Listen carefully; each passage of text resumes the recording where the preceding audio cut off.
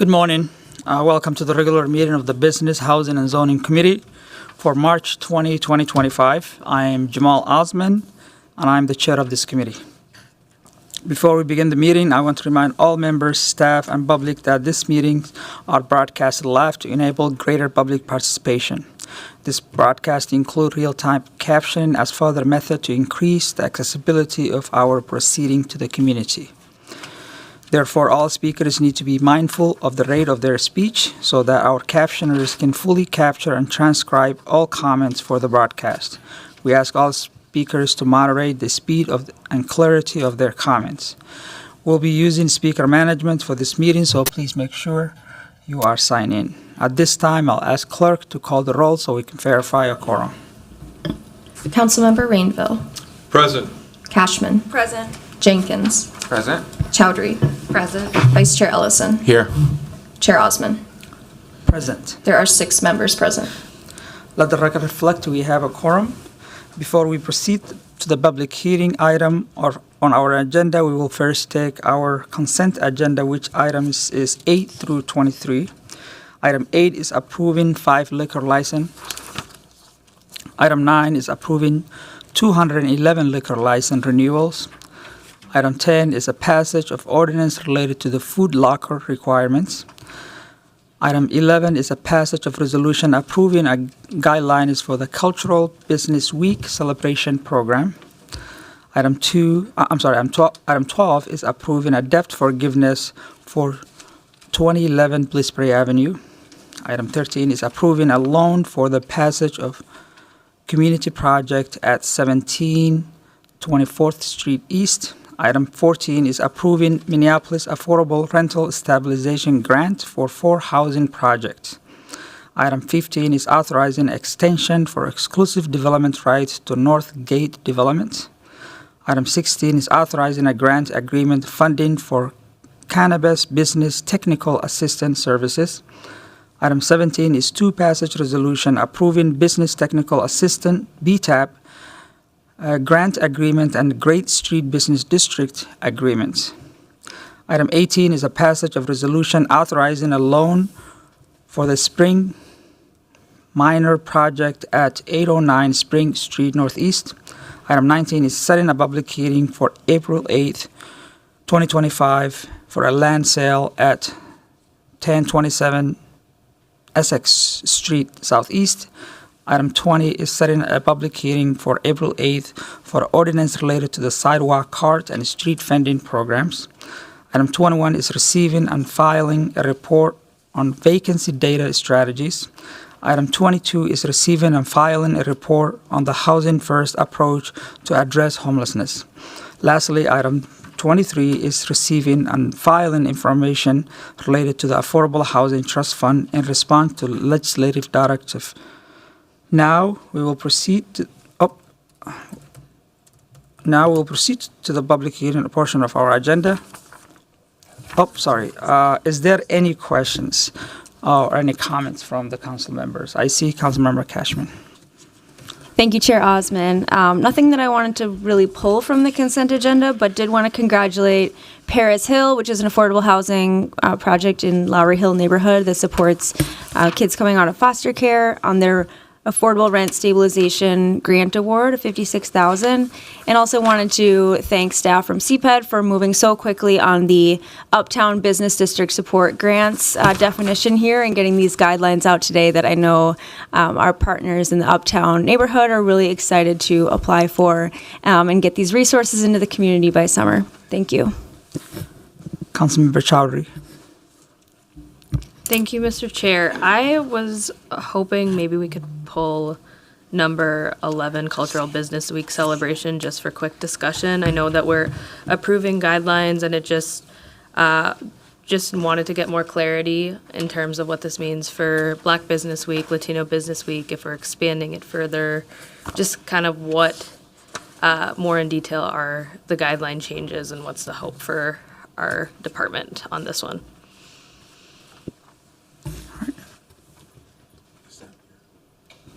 Was that a question? That was, a request to pull it from consent. We could take it up later if you'd like, or whatever you think is right as the chair. Okay, we'll go ahead and pull it.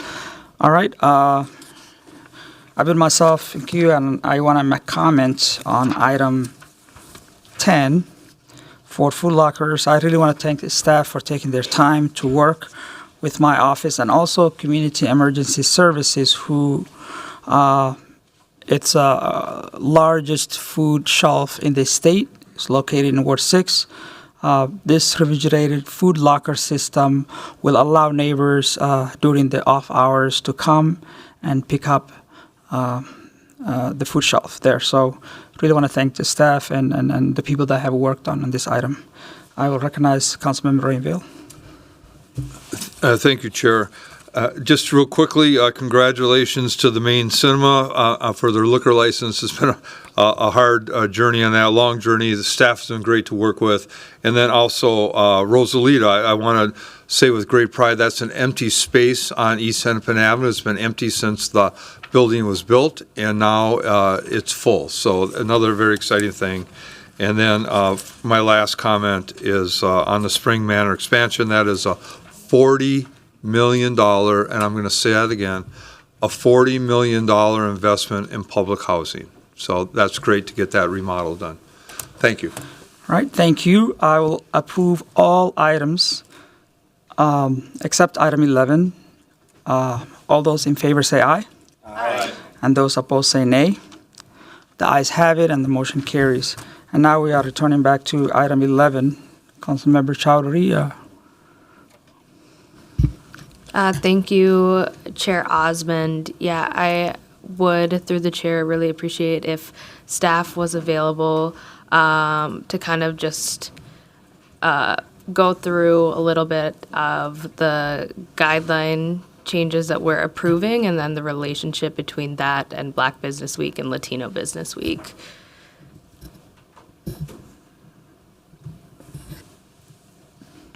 Hi.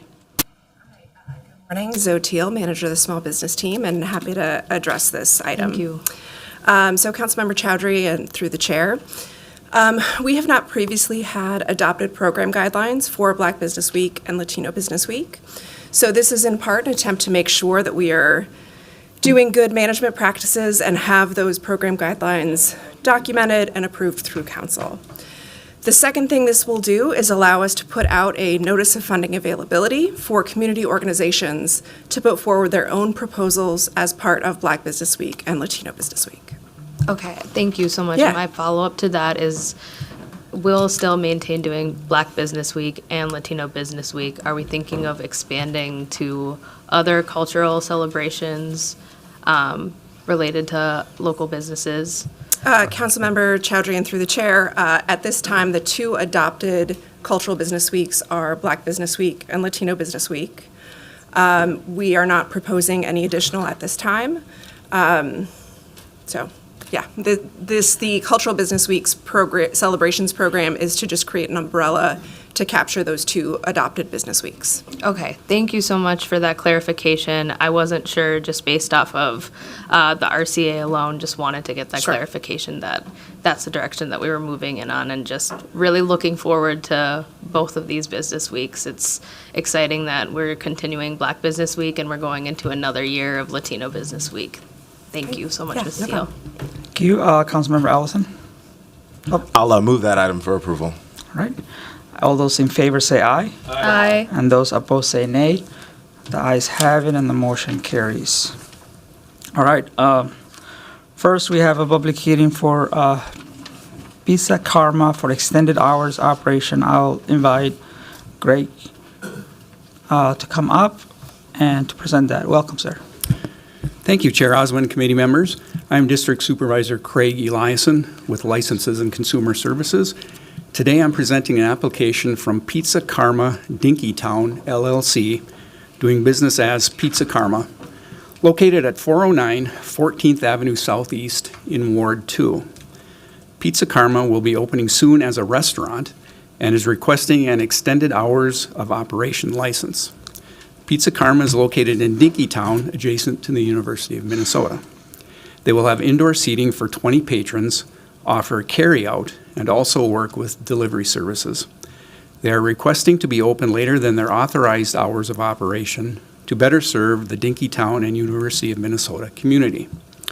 The proposed hours of operation are Sunday through Wednesday, 11 a.m. till midnight, and Thursday through Saturday, 11 a.m. to 3 a.m.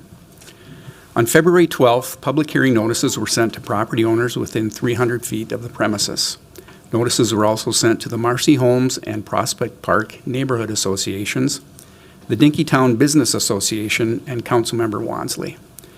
We have received one comment from the community voicing support of the application. A review of any complaints, 311 calls, police calls, and operating conditions found no issues concerning the business or issuance of this license. The Licenses and Consumer Services Divisions recommends approval of an extended hours of operation license for Pizza Karma. This concludes my presentation, and at this time, I will stand for any comments or questions. Thank you. Thank you so much for that presentation. And now I'm going to proceed to open the public hearing and invite Ray S.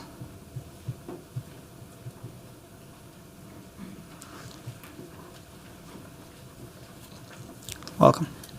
Hello, council members and chair. My name is Rajesh Selvaraj. I'm the founder of Pizza Karma. So Pizza Karma is all about all things good, good food, good people, and doing good and having good time. So Dinkytown is going to be our fourth location in Minnesota. Our first location started in Eden Prairie in 2018, right before COVID, and we have an Maple Grove location, an Apple Valley location, and we also have 3 food trucks. We are really excited to open our, location in Dinkytown, catering to the student community and all the businesses around. All right, thank you so much for your testimony. I'll recognize Councilmember Rainville. Thank you. So I have questions of our staff, please. And I'm wondering, are there other food locations that are open till 3 a.m. In that area? Councilmember Rainville, through the chair.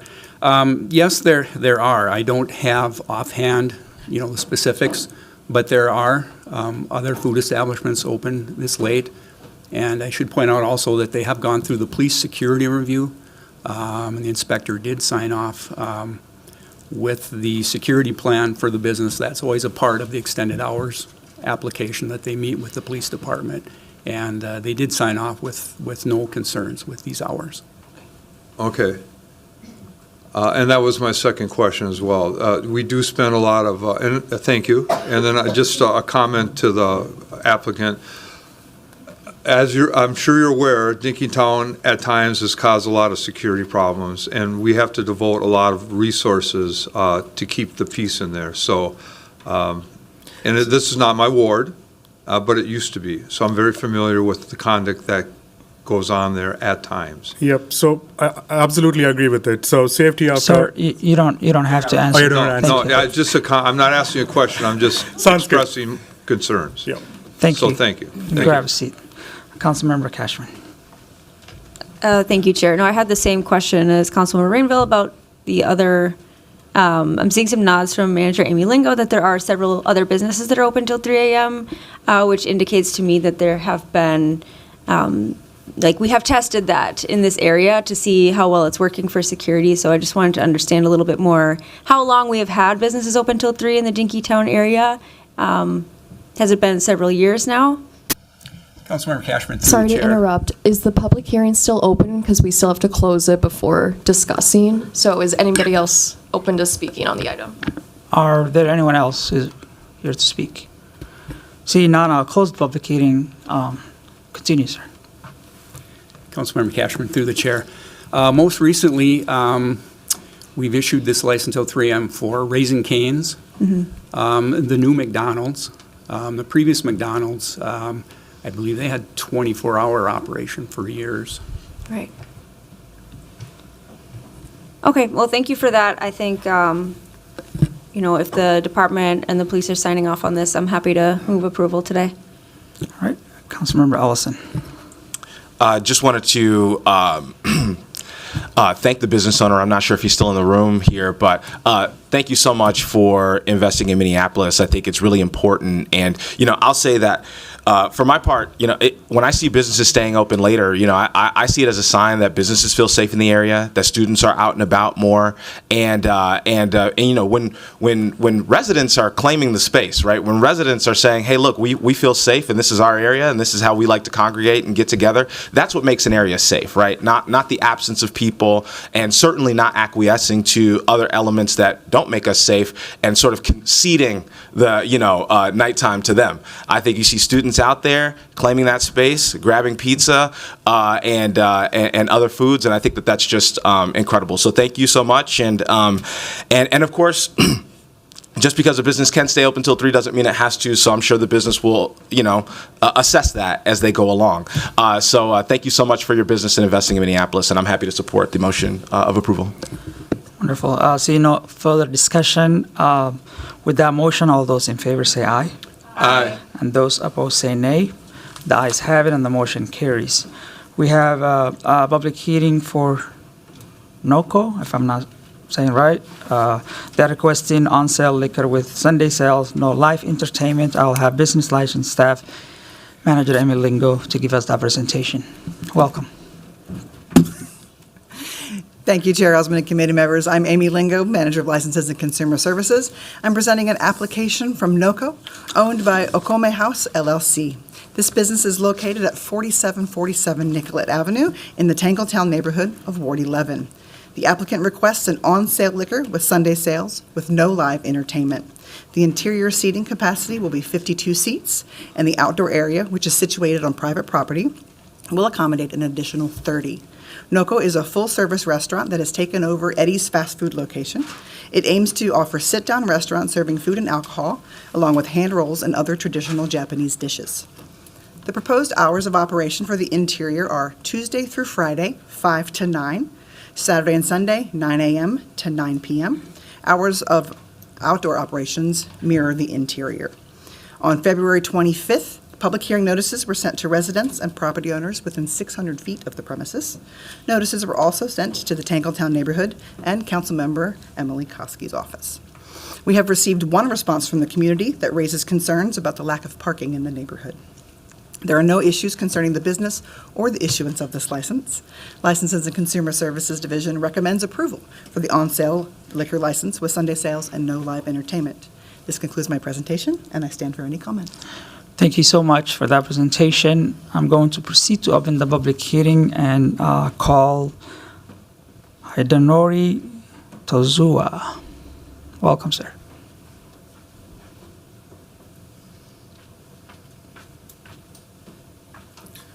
Hello. My name is Hide Tozawa. I'm owner of the Okome House, which is located in Longfellow area.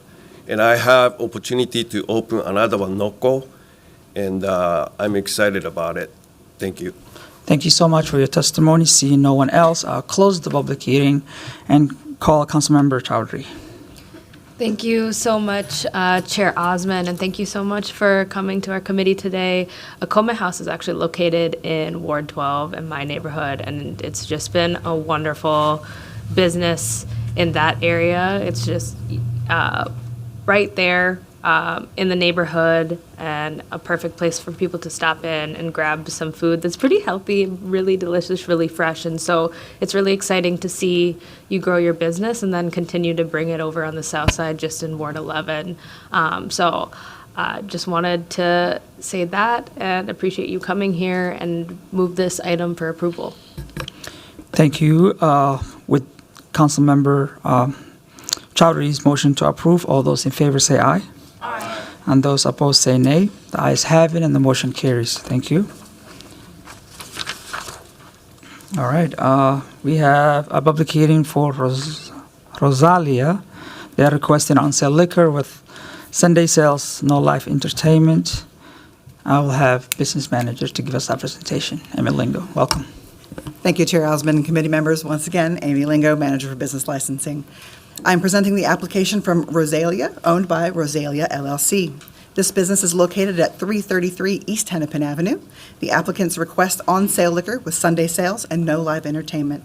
The interior seating capacity will be 80 seats, and the outdoor area, which is also situated on a private patio, will accommodate an additional 50. Roselia is a full-service restaurant located on the main floor of the Rafter apartment building. It offers dine-in and takeout options suitable for family dining, dates, and gathering with friends. So the proposed hours of operation for the interior, we have daily hours from 10 a.m. to 1 a.m., 7 days a week. The exterior are 10 a.m. to 10 p.m., Sunday through Thursday, 10 a.m. to 11 p.m. on Saturdays and Sundays. On February 25th, public hearing notices were sent to residents and property owners within 600 feet of the premises. Notices were also sent to the Nicollet Island East Bank neighborhood and Councilmember Rainville's offices. We received one response from the community that supports the new license. We have no issues concerning this business or the issuance of the license, and Licenses and Consumer Services Division recommends approval for the on-sale liquor with Sunday sales and no live entertainment license. This concludes my presentation. I stand for any comments or questions. Thank you so much. With that presentation, I'm going to proceed to open the public hearing and recognize the applicant, Carrie Gray.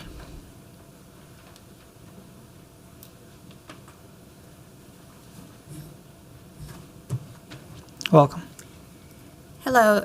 Sorry, Carrie wasn't able to make it, so I'm just going to speak on the Roselia's behalf. We're really excited about this is going to be a second location for Roselia Pizza. The first one was in Linden Hills, and it's doing really well. We're excited to be in the northeast Minneapolis neighborhood.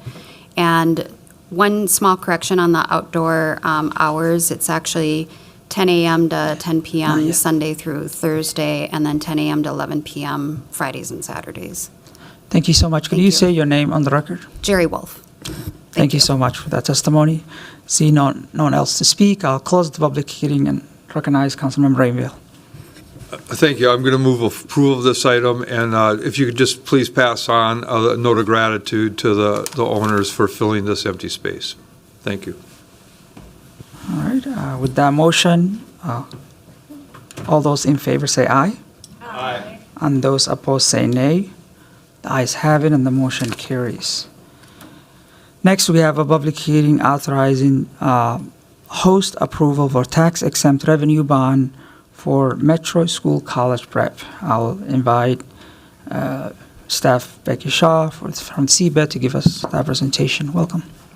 Thank you. Good morning, Chair Osman and members of the committee. I'm Becky Shaw from Business Development Department. You have before you a request to authorize host approval for the issuance of tax-exempt revenue bonds by Public Finance Authority to finance the acquisition of 620 Olson Memorial Highway, 622, 634, and 638 7th Avenue North by Oregon nonprofit Wonderful Foundations through its real estate holding company, WFCS V Holdings LLC. Public Finance Authority of Wisconsin is a national bond issuer proposing to issue up to $105 million in tax-exempt revenue bonds to Wonderful Foundations to purchase and renovate charter school facilities in various states, including the Metro Schools College Prep in Minneapolis. Federal and state laws require the municipality where the project is physically located to grant host approval to an outside entity for issuance of the tax-exempt revenue bonds. The city authorized host approval to Public Finance Authority in 2023 to issue bonds for this property, but the bonds were not issued due to market conditions at that time. The market conditions have since approved, but the 2023 authorization has expired, so Public Finance Authority is once again requesting host approval to issue the bonds in 2025. Wonderful Foundations will purchase the property through the issuance of revenue bonds, then lease it back to its current tenant, Metro Schools College Prep. And the project has paid the city a $5,000 host approval fee as required under our conduit bond policy. And I do have an individual here from the project, and that concludes my presentation, and I'll stand for any questions you may have. Thank you so much for that presentation. I'm going to proceed to open the public hearing and ask if there's anyone who would like to comment on this item. See none, I'll close the public hearing and recognize Councilmember Ellison. Thank you. I did have a few questions for staff, so apologies.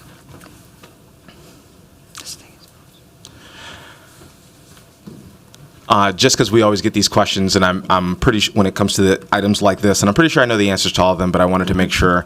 So these tax-exempt revenue bonds, these are not coming out of taxpayers' pockets. Taxpayers aren't the hook for paying the bonds back. That's correct? That's absolutely correct. With revenue bonds, the project has to pay the bondholders back through the revenues produced by the facility. Right. And then second question is, and then when it comes to tax-exempt revenue bonds, there's not like there's a limit. It's not like a limited resource in the same way that our 9% credits are or something like that, right? That's correct as well?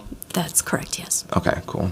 Thank you very much for those to clarify those questions that I had. I don't have any other questions for staff. I'll see if my colleagues do, but otherwise I'll move approval. I know that we have a lot of debate up here about charter schools and whether we always want to find ways to support our public schools, and I think we do as a city find ways to support them. But I'm going to go ahead and move approval of this item. So. Thank you, Councilmember Cashman. Thank you, Chair Osman. I don't think the city should be playing a role in encouraging more charter schools in our city. And no matter what that role is, I think this is one of the only ways that we do play a role is by issuing these bonds. So I'm going to be a no on this today. And I think we should consider as a body whether the role that we've been taking in issuing these bonds is encouraging more charter schools to the detriment of our public school system. Thank you. I do want to make a comment, I just want to say thank you, staff, for your work. I do support charter schools. There are alternatives to some communities, especially my communities. We have seen charter schools that have had students that are going Ivy Leagues and are doing a great. Especially in my district, majority of the residents, some of the residents that I know, children goes to charter schools. So this is a positive, in my opinion, and I will support this item. I wanted to jump back in queue just to ask just to make a few comments. One, I'm somebody who generally doesn't support charter schools, right? And so we've got two different perspectives here, both going to vote for these, I hope. And I hope my colleagues will join us. I'd say that this is for the council's sake, we should have a conversation about how we want to address these kinds of items in the past.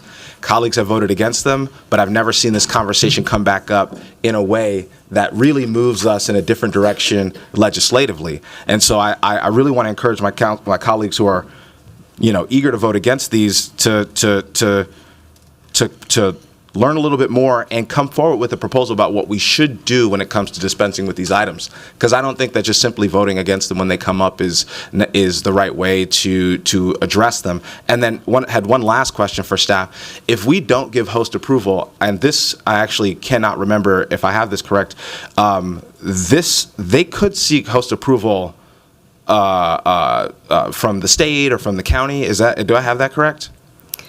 Yes, Councilmember Ellison, through Chair Osman. To be clear, we're not asking the City of Minneapolis to issue the tax-exempt revenue bonds for this project. They have found an outside entity who's a national issuer willing to issue the tax-exempt revenue bonds. So we're asking permission to allow somebody else to issue the bonds. If we say no to the host approval, the project could ask the City of Minneapolis to issue the bonds on their behalf. They could ask another national approver.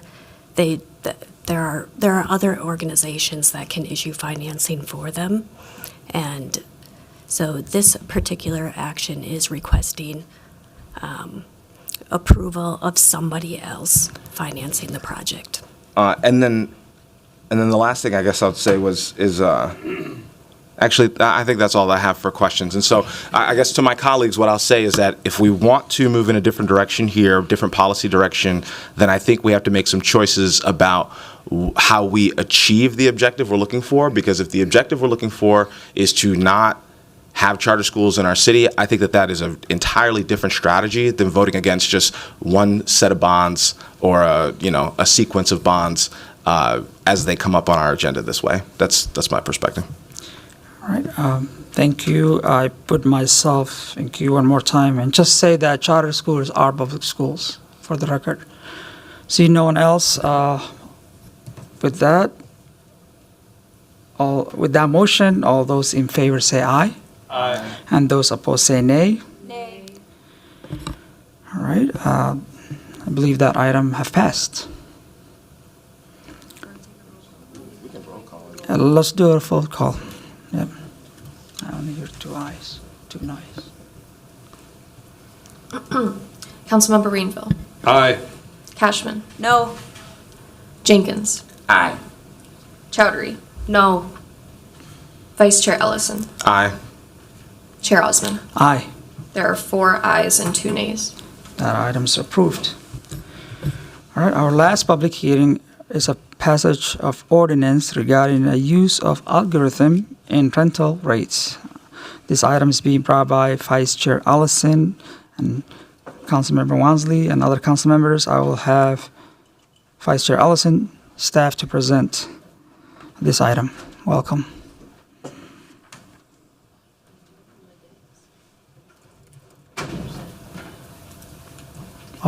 I guess Councilmember Allison is doing from there. This is me foreshadowing my future when I'm not on the bench anymore. Okay. I'm gonna make this quick, and hopefully the whole thing goes quick. But I guess we can always debate it long term. Built for that, so as well.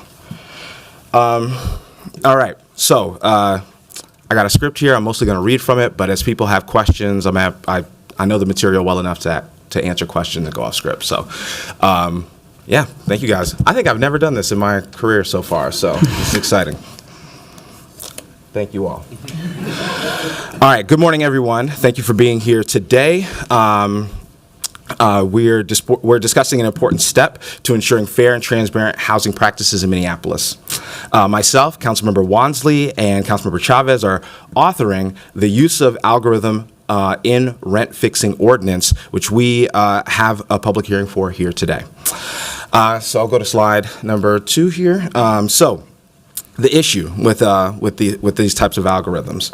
Landlords across the country, including in Minneapolis, are increasingly using AI-powered pricing software to set rents, not based on fair market competition, but to maximize profits across a network of property owners. These tools analyze private rental data to inflate prices, reduce competition, and drive more tenants out of their homes. The impact is undeniable. Studies show double-digit rent increases in cities where these tools are widely used, such as Phoenix and Tucson. Here in Minneapolis, we've seen similar patterns: higher rents, fewer available units, more tenants being priced out. Recognizing the harm, the U.S. Department of Justice and attorney generals in 10 states, including Minnesota, have sued RealPage, alleging its software facilitates collusion and rent price manipulation. At the same time, the Trump administration is stepping back from regulating AI, big tech, and taking its foot off the gas in addressing the housing crisis, leaving a dangerous gap in oversight. This inaction at the federal level empowers algorithmic companies to continue manipulating markets unchecked, worsening the housing affordability crisis. Without intervention at the local level, we risk giving companies even more influence over rents, pushing tenants further out of their homes. Minneapolis needs to take the lead where federal protections are failing. Next slide. So what this ordinance does. The proposed ordinance amends Title 12, Chapter 244 at the City Code to ban landlords from using algorithmic rent setting tools. It explicitly prohibits the use of AI-driven rent pricing software. It introduces clear definitions to regulate these practices by defining algorithmic device and non-public competitor data. And it establishes an enforcement process, including penalties for non-compliance. If passed, this ordinance will take effect March 1st, 2026. Enforcement. So, holding landlords accountable. The law is only as strong as its enforcement. Here's how we will ensure compliance. Education and notification. That's a part of why we are giving this policy such a long runway.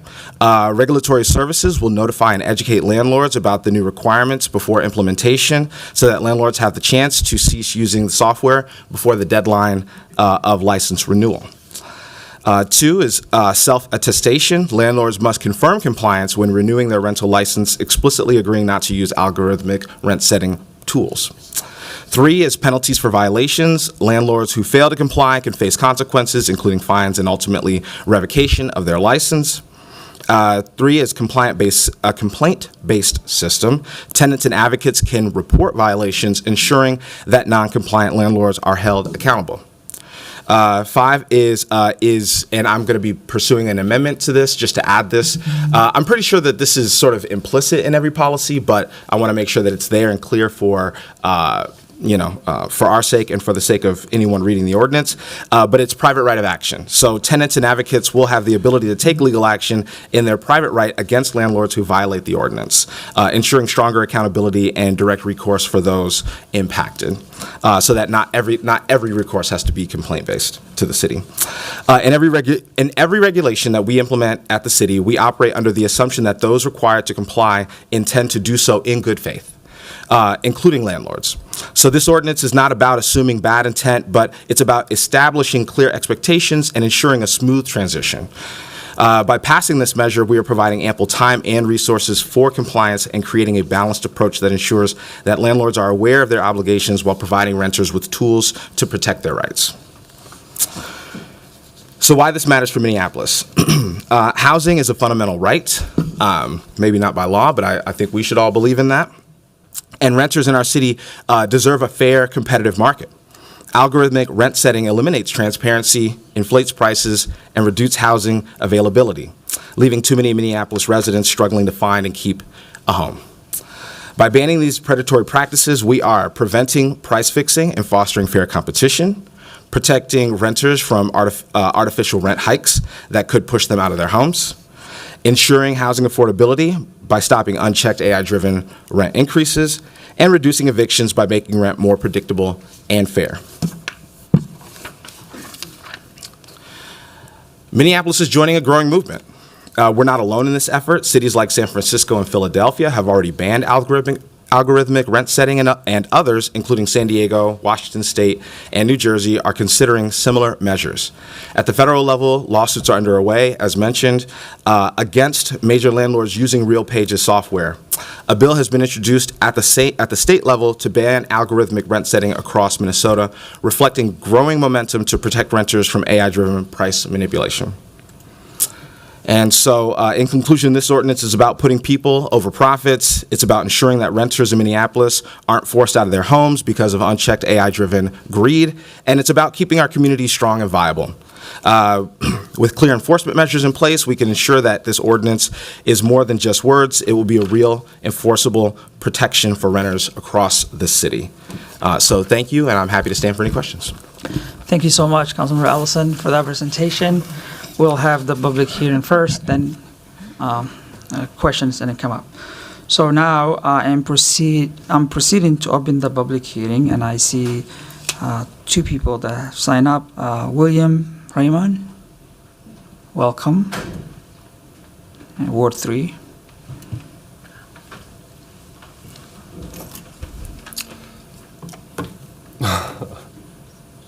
First off, good morning, everybody. My name is William Raymond. My Lakota name is Wabli Chikola. I live in Ward 3. When I heard about this opportunity to testify about this ordinance, it reminded me, well, first off, I think it's a good idea to ban these algorithms. And in my personal experience, I've had a lot of housing insecurity, providing for my own self. And so when we look at these rental pricing algorithms, they're used mostly by large investment firms to, how do I say it? Artificially inflate rents and harm tenants. But I really want to focus on that these are large investment firms. We have small businesses, landlords too, and that's specifically where I live under. And the difference between in my experience living with a landlord that only has one unit or a couple units has been like so dramatically different. And so having like fair market, how do I put it? Fair market rates and better competition for those landlords to protect them also, I think is essential so that we have like a better city in general. Geez Louise.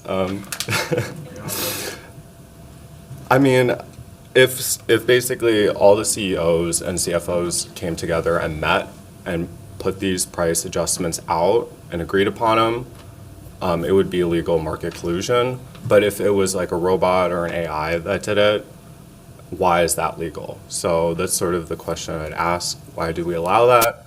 And that's really all I got to say. So thank you. Thank you so much. Next person is Sia. Welcome.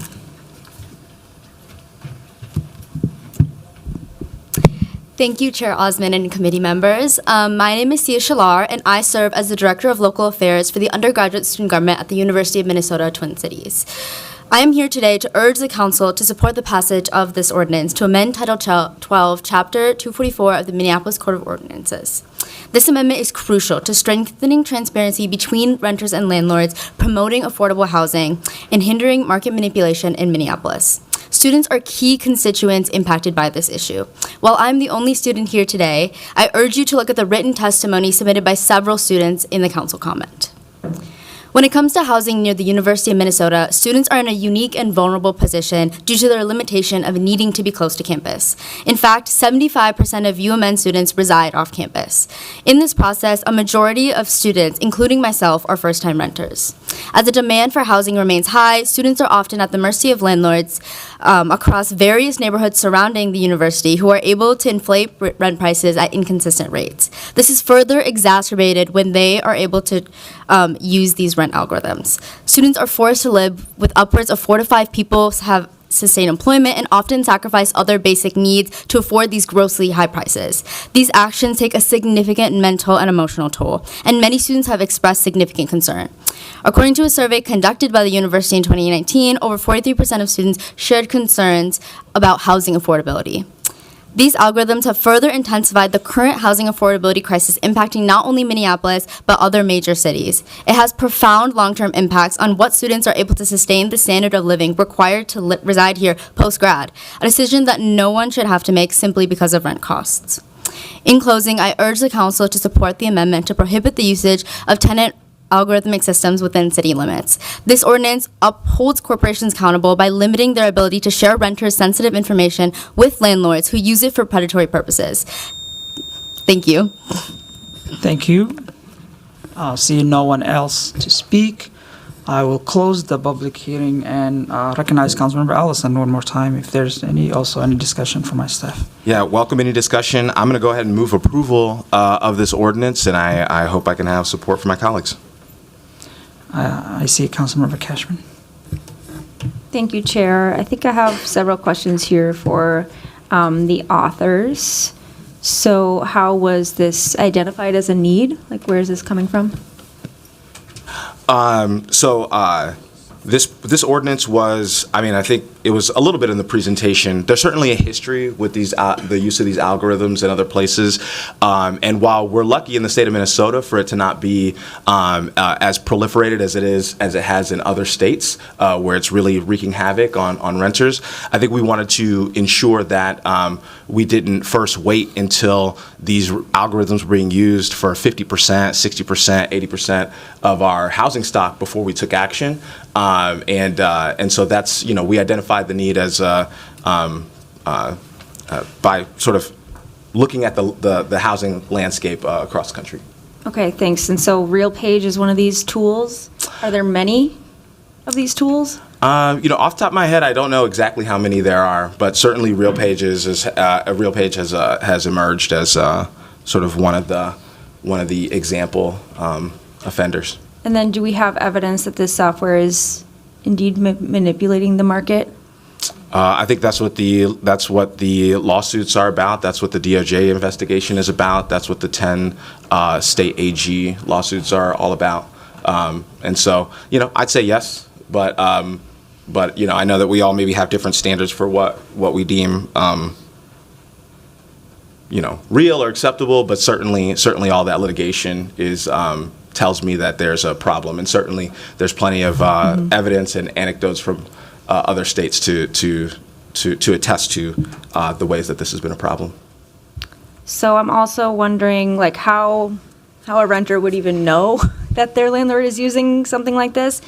I've lived for 5 years in a rental building, just 4 units, but owned by a capital assets company based out of LA.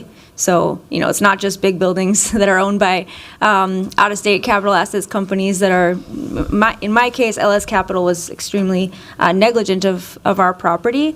But I would have no idea of knowing whether they were using this or not. So I'm wondering how you're anticipating, like, renters would even file complaints or how enforcement would even work. Yeah, and so the way that I see it is that the way that these tools were discovered was by renters and their advocates, and so we'd really be relying on. I mean, that's one of the reasons. Oh, and I've actually, in my haste up here, forgot to make my amendment. So I'm actually glad for this. But that's one of the reasons that we sort of allow, not only in this ordinance, but in other ordinances, for private right of action, because we know that at times there are things that renters understand, that renter advocates learn, that lawyers outside of the city learn about violations, that regulatory services just won't have access to, right? And so I actually am going to modify my motion to move as amended with the amendment here. I think my colleagues should all have this. All right, I'll get you a copy. Do the clerks have a copy of this amendment? All right, perfect. So my motion will be to move as amended. But yes, I think that we would be relying on tenants and their advocates to help us identify this problem. The way that we do with a lot of problems, the city can't know, for example, every pothole that exists in the city, but we do rely on people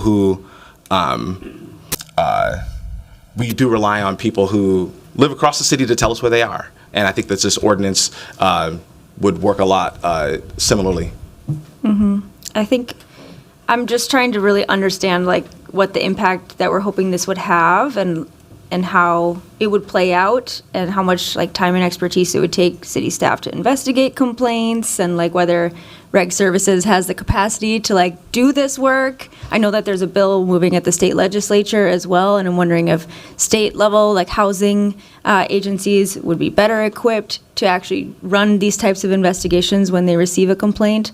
I mean, when we get a 311 complaint for a pothole, it's pretty easy to go out there and see that it's there and patch it up, but a complaint on using this type of technology, I'm not sure is as simple to find out. And our regulatory services team does have a lot on their plate. So, I'm just trying to see, like, this playing out and how much staff time and capacity it would take to investigate these types of complaints.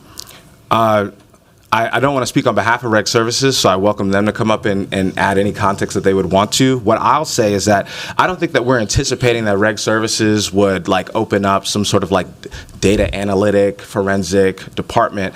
I think what we're anticipating, first what we would be anticipating is good faith compliance. I think that's what we anticipate with all of our, with every legislation that we pass, and we mostly get it, I'd say.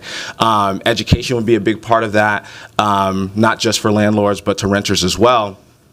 But again, I think that receiving complaints from community is how a lot of our systems work. But I welcome Rec Services to add any context they would want. Good morning, Chair Osman. April Bogart, Director of the Inspection Services Division. Councilmember Cashman, we would largely rely on complaints from the public, from renters. Certainly doing education would be a big part of this. We would be educating property owners that this was no longer allowed in the city. So the plan would be to send out that information with renewal notices starting on January 1st. And probably doing some additional education before those licenses go out in March. And then following up on complaints, we would probably be limited to speaking with the property owners, reminding them that they said they would not use these tools, and then asking, are you using these tools? And then we would take appropriate action against their license from there. Thank you. I haven't heard from that many people from Ward 7 on this issue, to be honest. The people that I have heard from are against it. big landlords, housing developers, say that the DOJ ruled that there's no malpractice in the use of aggregated rental housing data. So I'm hearing kind of mixed messages, which is why I think I'm a no for today, though I'm still, curious, I guess, to learn a little bit more and to hear more perspectives. I also had a small DIY landlord from my ward talking about whether Excel would be banned because Excel contains algorithms and non-public data, including information regarding rents and occupancy, which is non-public. He also suggested a city-required program like they use in Montreal, Quebec instead, which would be open to renters and landlords to calculated rental rates controlled by the city and would control the inputs rather than trying to control the large range of independent computer programs and inputs.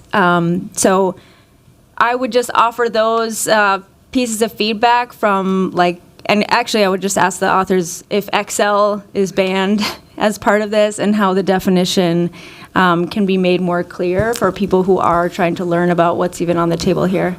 I maybe would ask Reg Services to see if that's how they've understood our intent here. Then, yeah, I don't think Reg Services understands our intent that way. Can you give me again the definition used here? Algorithmic software. I guess I'll just ask Reg Services again if that's how they plan to enforce it. I think the answer to your question is that Excel won't be impacted. And I'm starting to feel like it's a bizarre line of questioning, quite frankly. But yeah, These are the Chavez. questions that I'm getting from my constituents. And I'm giving you the answer, but it's not acceptable.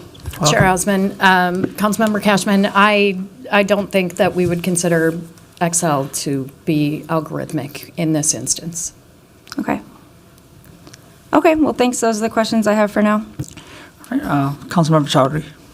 Thank you so much, Chair Osman, and thank you so much, Councilmember Ellison, for bringing this forward. In my research, I was really leaning on the information brought forward by the Biden-Harris administration talking about anti-competitive pricing algorithms in rental housing and the extensive work that their administration was doing as recently as December of 2024, and just showing instances of RealPage rental pricing software usage in multiple cities across the country, including the city of Minneapolis. I think with this law, we are playing offense. We're not being defensive, and I think that's a good thing, especially in the name of making sure that fair market prices are happening, that there's fair competition. That's the real danger here, and I think that's why we have seen so many attorneys generals kind of raise the alarm. There's also monopolization occurring with these companies that are housing this type of software. There was one other competitor to RealPage, and they had purchased their competitor and basically moving towards a monopoly on this type of usage. And I think in this day and age in the United States, that should be a red flag to every policymaker. And I think we're also kind of exploring a conversation on the cutting edge of the usage of AI and how we see technology weaponized against working people, especially as we know that oftentimes the individuals behind these corporations, these tech companies, are engaging in oligarchy. And I think it might sound dramatic to talk about it in a council chamber, but it's the context that we're sitting in and experiencing across the nation in the city of Minneapolis.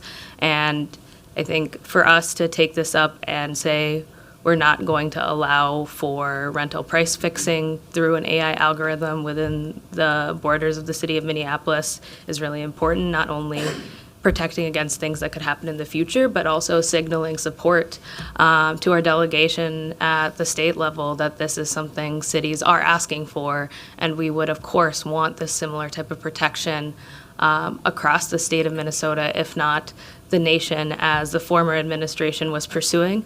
I can't read the mind of the current administration, but I would assume that combating monopolization isn't a top priority of theirs. So I'm really happy to support this, and I think there's opportunities here with our city staff and administration to continue to explore the ways that we protect against this. And we've given, in passing this, we give a tool to local organizations and Minnesota legal aid, renters, to say if they're seeing something happening, they can engage the city of Minneapolis and say that a company that is doing this or a landlord that's engaging in this is violating the law, and there's recourse to be taken there. And presently, there isn't. And I think that's the important thing to say in this moment. Right now, we have nothing in the city of Minneapolis to protect against this, and passing this, we will.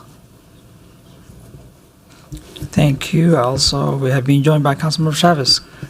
Thank you, Chair Osman. I just want to at least clarify for the public. Xcel Energy provides electricity and natural gas services to customers in Minneapolis. Nowhere in the ordinance does it talk about gas or electricity. It just talks about rent. Please go online and read the RCA, read the ordinance in full. I wanted to make sure that the public knew that because there seems to be confusion here. So it's just about rent. Excel, the program, software, Okay. EXCEL, that I wanted uses, to make sure. it does use algorithms. Thank you. Okay, as the- thanks. Okay, anyways. Thank you. I want to make sure that was a little confusing. Now, I just want to go back to the topic here. This ordinance is just meant to prevent displacement, prevent artificial rent increases. It's pretty straightforward.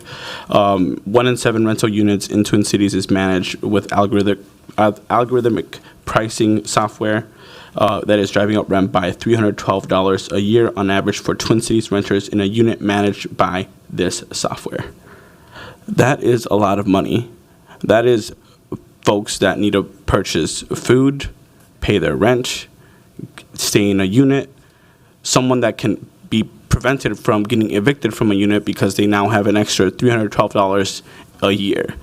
In this body, we continue talking about the tax increases that residents are receiving every year through their tax burden. This is helpful if we do this to help prevent people being displaced from increases in rent that impacts seniors, that impacts residents, that impacts people in the city of Minneapolis. So it's pretty straightforward. It's a pretty clear ordinance. I want to mention that because it is important. Now, I do want to be clear. I don't think we should be deferring to the state legislature right now. The state legislature right now is pretty clear on undermining our communities, who is attacking trans residents, attacking immigrant residents, is going after reproductive health care. This is work that we have authority to do in the city of Minneapolis, and we should not be deferring it to a state legislature that, quite frankly, isn't pretty friendly to our community right now. So glad to get the clarification on the Xcel Energy. You're talking about Excel sheets. Okay, perfect. Thank you. All right. Thank you. See no one else on discussion here. With Councilmember Allison's motion as amended, all those in favor say aye. Aye. And those opposed say nay. Nay. All right, that motion passes. Next, we have quasi-judicial. To begin, we are considering a reunification of the Sale Liquor Limited Entertainment license for Larreta Restaurant and Bar located at 1507 Lake Street East. This is due to outstanding owed to the state. I will welcome staff or attorney, city attorney, to introduce this item or speak about this item. City Attorney Fauci. Thank you, Mr. Chair and committee members. As I think I've said in previous months when these examples of these cases have come forward, I used to say it was kind of a unique or rare thing, but it seems to be happening more often. Essentially, it's a state mandated requirement wherein if the State Department of Revenue notifies our business licensing division that there is a tax delinquency on a licensed business, we are mandated by law to revoke that business license within 30 days unless the business can provide what's called a tax clearance certificate indicating that they've paid the delinquency or that they've entered into an acceptable payment plan with the Department of Revenue. I've spoken with Manager Amy Lingo this morning, and it sounds like they have been in contact with this business, and the business is endeavoring to hopefully achieve that tax clearance. They have not done so as of yet. And so I would recommend that it would probably be most prudent to forward this matter without recommendation to the full council so that the business can continue with those efforts. Thank you. Thank you so much. Thank you for the explanation. I'm going to proceed to the public hearing. Is the license owner here? All right, seeing no one, I will close the public hearing and move this item without recommendation to the full council. And, on that motion, all those in favor say aye. Aye. And those opposed say nay. The ayes have it and the motion carries. All right. Next, we have an appeal from Timothy Baylor for the property at 1302 Douglas Avenue and 1716 Front Avenue Street. This appeal stemmed from the City Planning Commission denial of variance and site plan review. I'll welcome Andrew Liska from CBET to give that presentation. Welcome, sir. Thank you, Chair, committee members. Again, this application before you is located at 1302 Douglas and 1716 Fremont Avenue, and again, is an appeal of a decision made by the Planning Commission. The project that went to Planning Commission is a 2.5-story, 8-dwelling unit structure. It required 4 land use applications. 2 requested applications were stemming from the height. One was a CUP to increase height in the shoreland. The other was a variance to increase height in the interior 2 built form. There was also a variance increase request, as well as site plan review. This property is located in the UN2 Urban Neighborhood District, built form interior 2, and is in the shoreland. The lot is 13,500 square feet. Staff recommended approval of both of the height requests while denying or recommended denial of the requested variance to the FAR increase, and due to that FAR increase, recommended denial of that site plan review as well. Planning Commission adopted staff's findings. Staff's findings regarding that FAR variance are here. 3 findings must be met in granting that variance. Staff was unable to make 2 of the 3 findings. First, staff found that no challenges exist to complying with the ordinance based on something specifically unique to this property. There is a 10-foot grade change on site. Staff found that that grade change has no nexus to that FAR request. The applicant's proposal does have a basement. That basement is sufficiently buried insofar as that gross floor area is not included in this request. Next, staff found Planning Commission agreed that the applicants were not using to propose the property or use the property in a reasonable manner.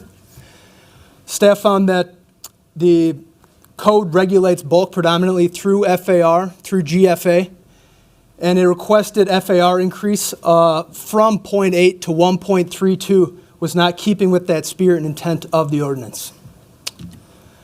Again, the Planning Commission approved the requested CUP to increase the height in the shoreland from 35 feet to 41.87 feet, as well as that associated variance to increase the height to that same, while denying the proposed FAR and the site plan review.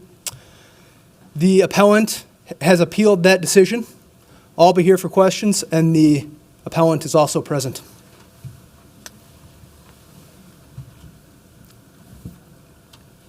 Thank you so much for that presentation. If there's any questions, we'll have them after the public hearing.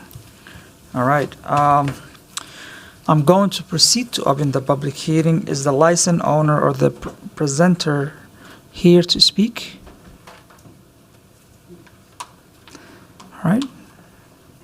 Welcome. Please state your name, and you have 7 minutes. I'd like to pull up a presentation. Sure.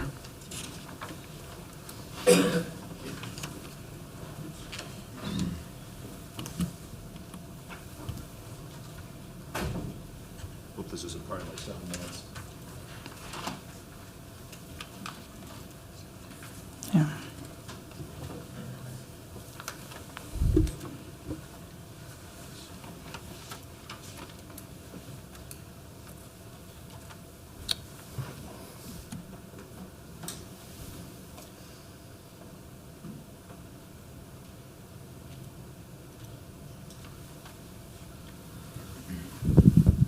Good morning, Chair Osmond and committee members. My name is Alex Hecker. I'm with AWH Architects. Our office is in Minneapolis. I'm here today with our client, the Baylors. First, I want to thank this planning staff and the commissioners for all their work over the years. We've been working on this project for 2 years. We've gone through 2 different city planners, 2 different zoning codes that the Minneapolis had, and we started out with about 6 variances. Now we're down to asking for 1. I'd also like to state, granting this variance doesn't set a precedence. Each variance is held on its own merit. I want to start with talking about the context of the site and why we're proposing a slightly higher massing. The image you see here, can you guys all see that? Yes. Okay. This is the existing structure. There's 2 buildings on 2 different sites. And the bulk and density that we're proposing, we feel sort of fits the context of the neighborhood. There's quite a variety of FAR in this neighborhood. You'll see a slide coming up on that. Here's some more pictures of the existing buildings. Brick apron, stucco, gabled roof. All of which you'll see later is that the design we're proposing is sort of very contextual to that. We're not trying to be something that stands out in the neighborhood that much. These are some surrounding properties. There's quite a bit of density in this neighborhood and height. You can read the addresses, but these are adjacent and across the street to our property. 3-story buildings, high gabled roof, some pretty much lot line to lot line developments. FAR is exceeding 1.6 in some instances.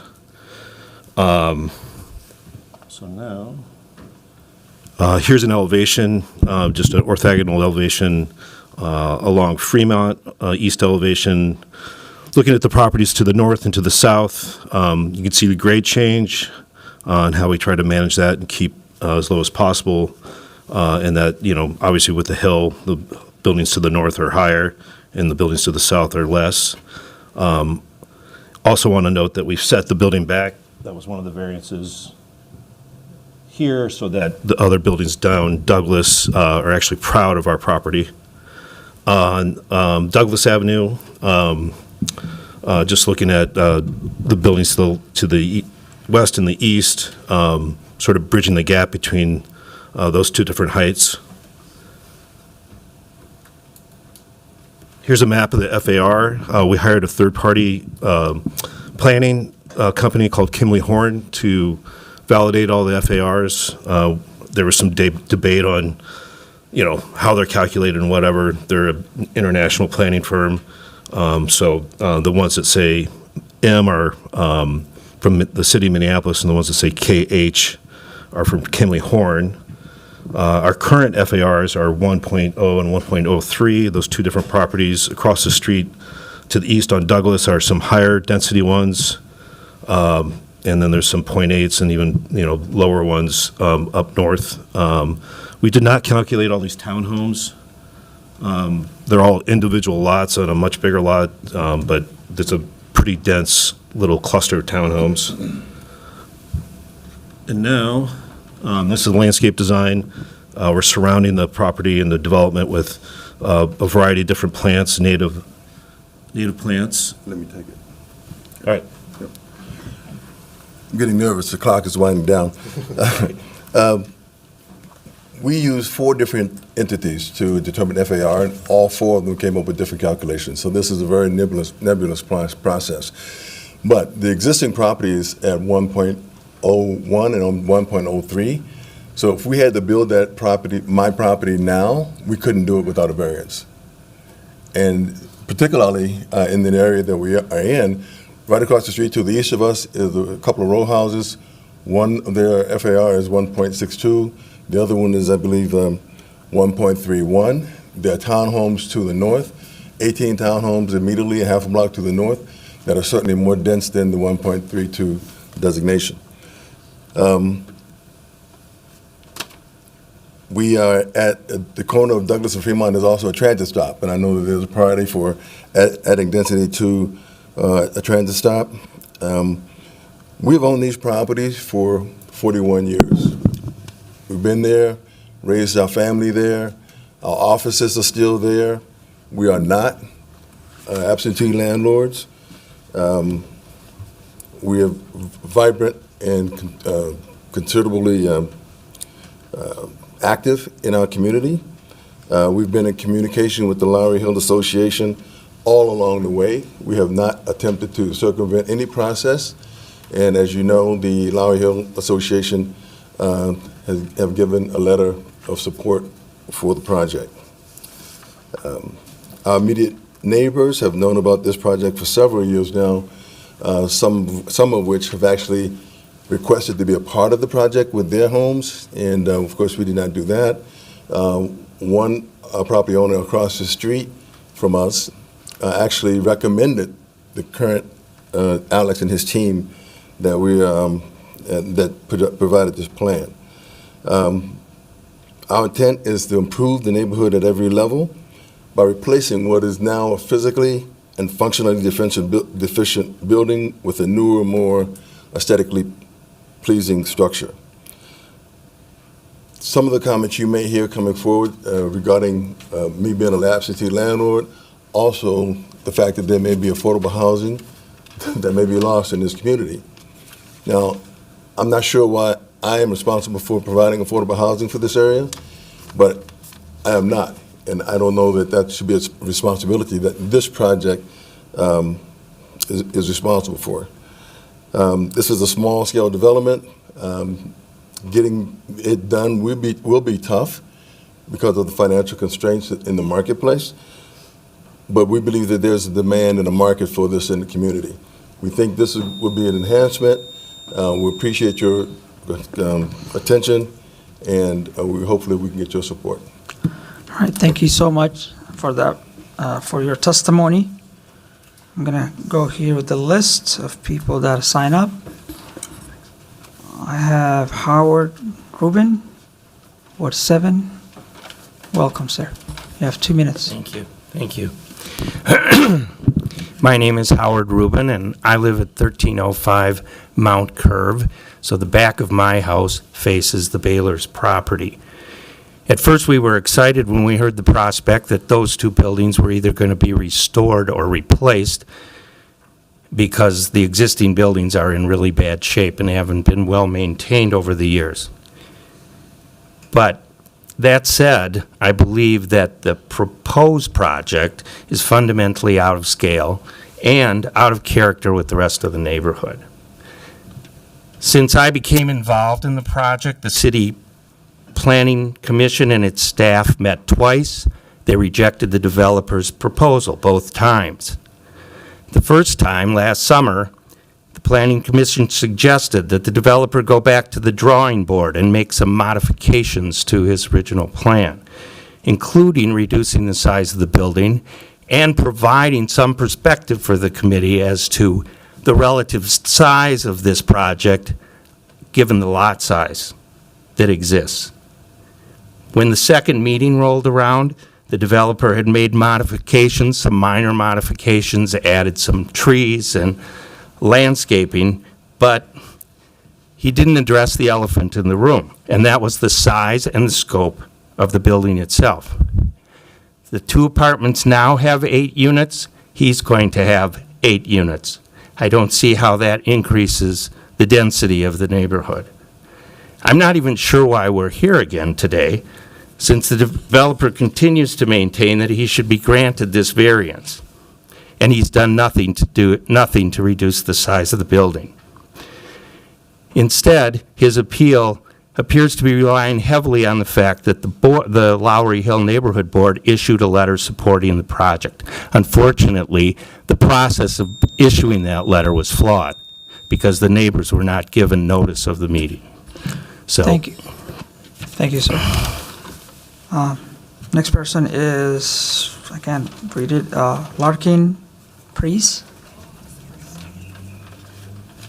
Okay, next person is David Hartwell. Welcome. Thank you, Chair Osmond and council members. I live kitty corner from this project, and I just heard that this project's been on the agenda for 2 years. I heard about it after the neighborhood association said they would endorse it. There has been no public engagement in this process with the neighbors.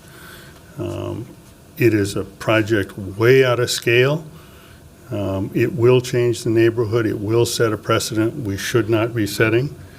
I don't understand why we're here. You know, the planning commission said no. You should say no as well. Thank you. Thank you.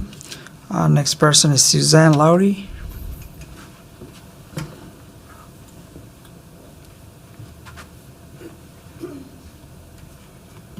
Good morning. I live at 1308 Douglas. That is my home, has been since 1981.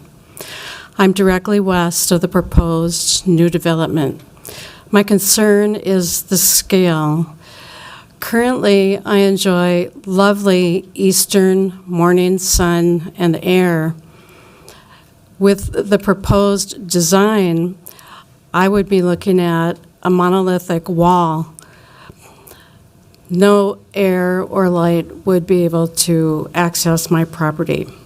I feel that the proposed development is too big, and I'm concerned about that. Thank you. Thank you so much for that testimony. Next person is Wilson. Is it Wilsar? Greg Wilsar. Wilson. Welcome. Thank you very much. My name is Craig Wilson. I live at 1768 Fremont Avenue South, directly across the street on Douglas. I've lived there since 2004 with my partner. I want to just remind us all that we're in a quasi-judicial process, and this is really about practical difficulty, and that just hasn't been exhibited here. We heard from Mr. Baylor that there is a financial incentive to ask for this variance, but we've not been shown one that shows practical difficulty or hardship. I am normally somebody who gets behind development and projects. Some of you know me from my work with environmental sustainability and the housing the unhoused. And I am put in a difficult position with this because I really want to support it, but it's just too big for the neighborhood. The issue here is that we are in the middle of an urban neighborhood to interior to neighborhood. And this is going to be twice the FAR of my house, 3 times the FAR of the house kitty corner. And when we translate that into square footage, the limit that they're allowed is 10,800 square feet. They want to increase it to 17,800 square feet. That's 7,000-foot variance. That just is unreasonable. Even when you're looking at urban neighborhood 3, that's pushing the limit at 1.4 FAR. So this is extreme. If you want to make changes like this, do it through a legislative process. Don't use variances to make exceptions. The 2040 plan went through a very robust public process.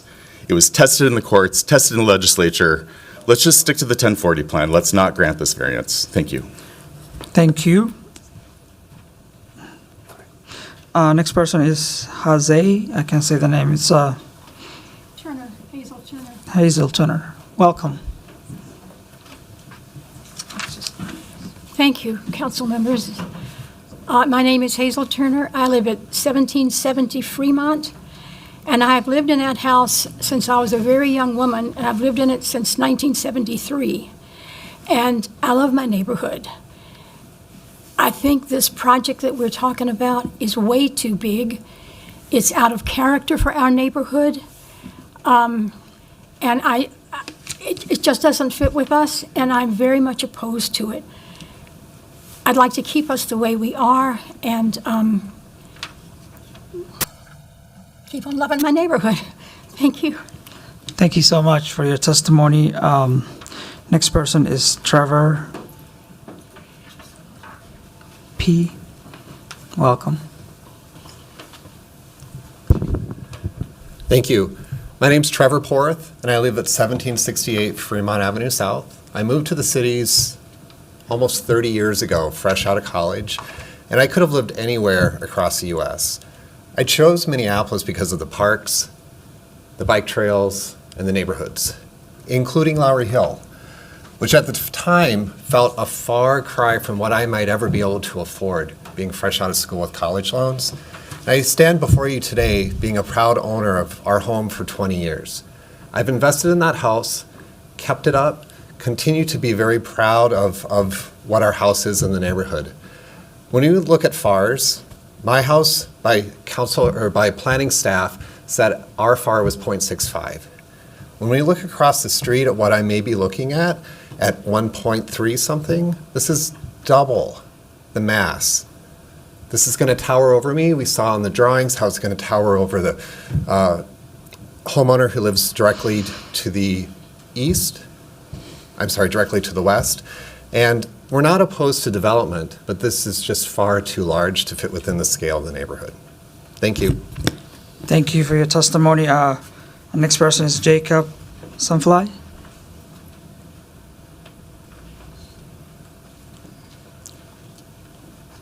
Welcome.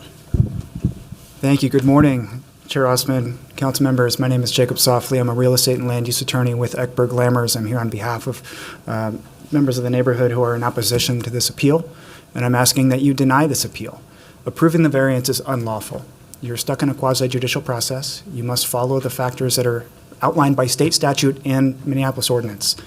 As Mr. Liska identified, you have 3 requirements, and we cannot find for 2 of them based on staff recommendation. I assert you can't find for any. And in order to approve, you have to meet all 3 of them. There are no practical difficulties here. If staff could find them, they would have. The BZA granted 1 variance for FAR last year. It's incredibly difficult to find a property that just doesn't fit the bulk. We talked about the discrepancies between FAR calculations. Well, we're looking at 3 properties to the east, where all 3 properties amount to 10,000 square feet. That would be the appropriate GFA of this current building. They're asking for 17,000, as Craig just noted, 7,000 over the limit. So those that the applicant's using as an example are abnormally small buildings that would ordinarily get a FAR if we were requesting a variance there. Second, there's no unique characteristic to the property related to FAR. Only the developer's plans that are out of scope and character for what the zoning ordinance allows. The UN2 and the Interior 2 built form and zoning designations maintain a small scale character. That doesn't say you can't have 8 units, because you can, but it means it has to be in the scope and scale that fits the neighborhood. This is akin to a UN3, appropriate 5 blocks over along Hennepin Avenue, not right here. We're not adding density, we're equating the same number of units we already have.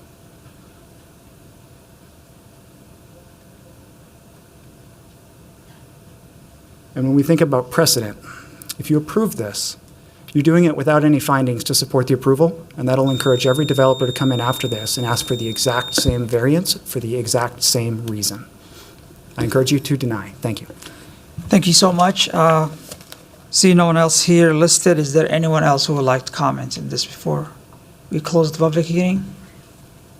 Seeing none, I will close the public hearing and recognize Councilmember Allison. Thank you.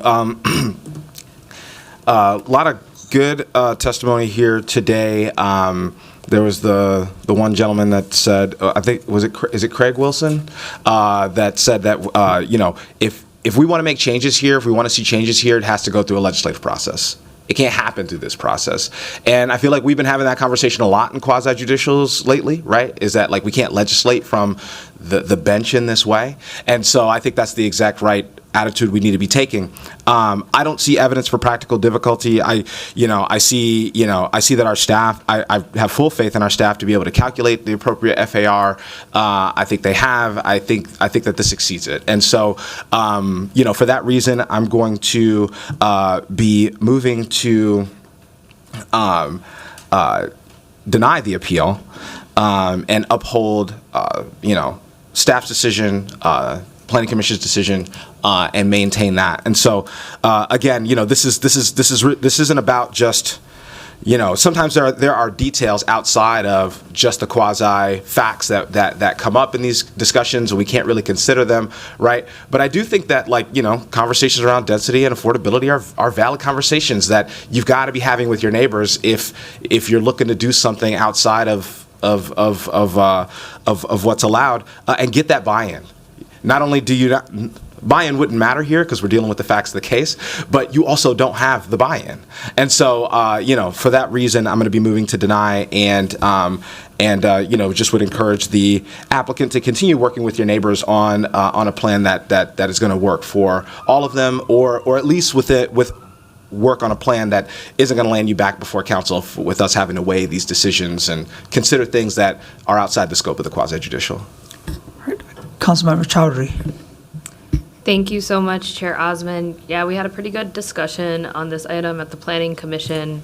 I think the point that I'll just drive home in terms of what is needed in this quasi-judicial matter in order to get a variance is challenges that exist in complying with the ordinance because of circumstances unique to the property.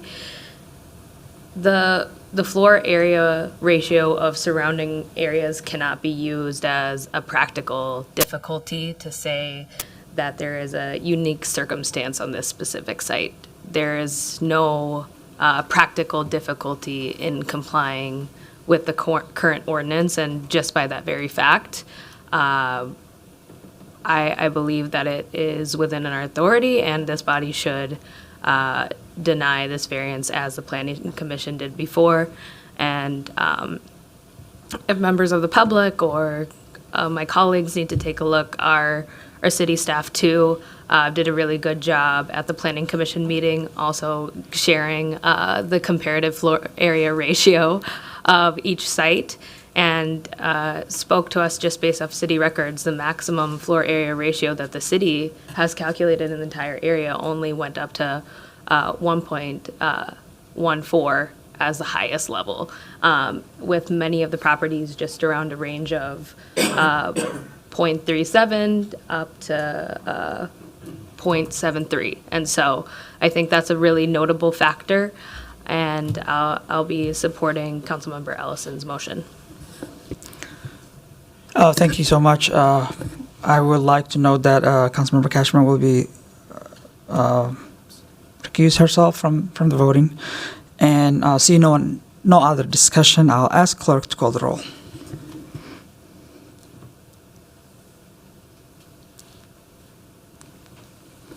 Councilmember Rainville. No. Jenkins. Abstain. Cashman is abstaining. Jenkins is also abstaining. Chowdhury. Aye for denial. Vice Chair Ellison. Aye. Chair Osman. Aye. There are 3 ayes, 1 nay, and 2 abstentions. I believe that motion carries. Yeah. All right, that motion carries. City Attorney. Thank you, and through the chair, just for the clarity of the record, I think it's important to establish that there was 1 abstention and 1 recusal. Those are different legal terms. Thank you. Thank you so much for that clarification, and thank you everyone for coming and speaking today. All right, next item we will take. All right.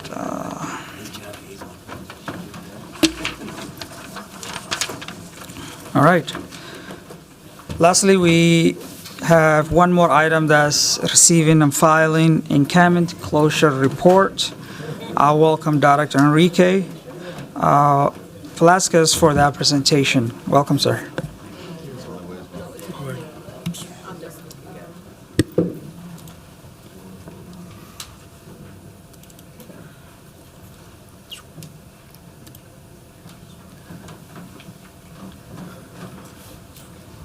All right. Greetings, Chair Osman, Vice Chair Ellison, committee members. I'm Enrique Velasquez, and I have the honor of serving this great city as its Director of Regulatory Services. Today, I'll be presenting to you the first encampment closure report.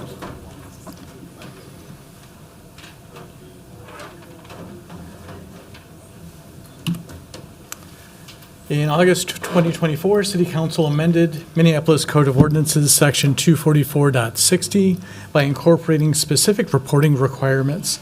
Not solely for governance, the changes made were also to include transparency for the work that the city undertakes while responding to reports of unsheltered homelessness.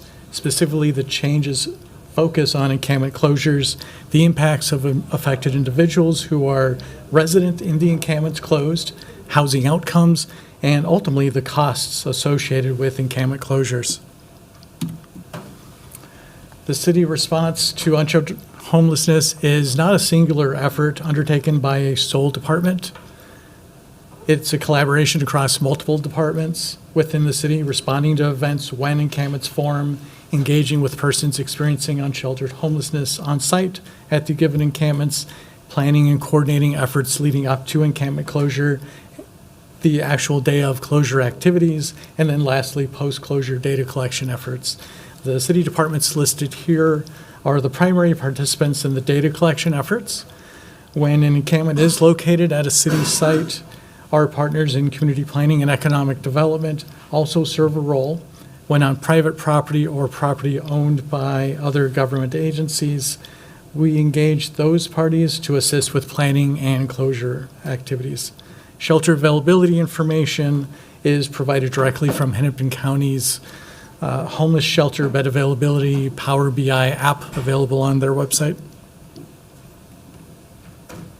The data dictionary took significant time to create, first using the amended language in MCO 244.60 as the baseline, as the framework, and then developing the specific measures and descriptions for each ahead of creating the actual data report.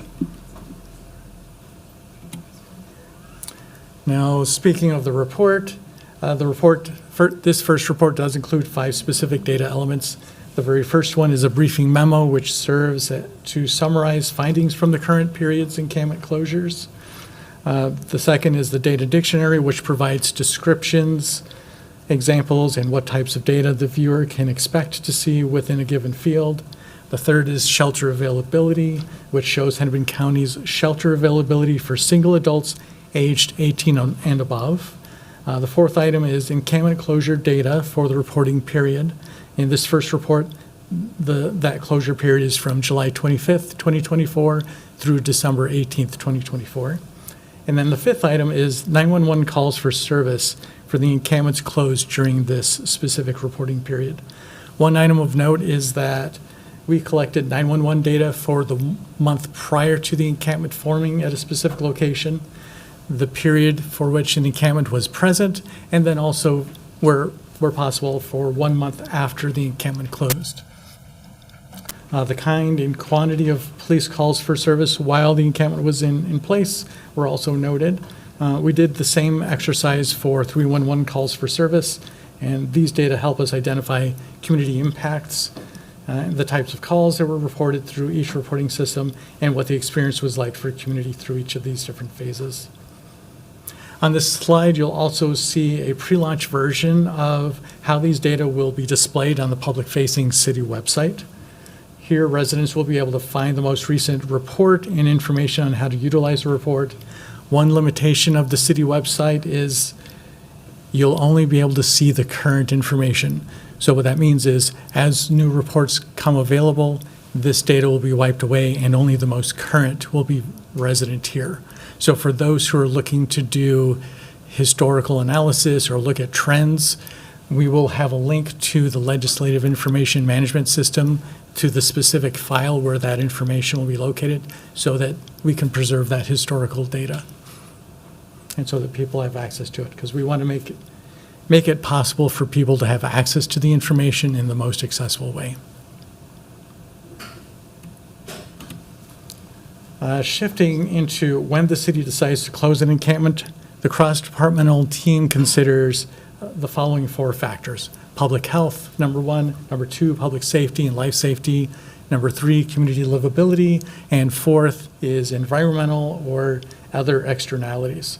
What this 4th item is to say is we evaluate conditions surrounding the encampments and take them into consideration. Are there vulnerable populations who reside surrounding the encampment? Is the encampment close to a school bus stop or a public school? Also recognizing that an encampment is not a space deemed appropriate for human habitation. And are there conditions at this site that make it dangerous for the people who reside in the encampment as well as surrounding the encampment? Just also noting that extreme weather conditions such as extreme cold, we'll see more smoke from fires that are burning at the encampment site, and that by itself creates environmental hazards for any populations that are at risk of a variety of different vulnerabilities or respiratory illnesses and the like.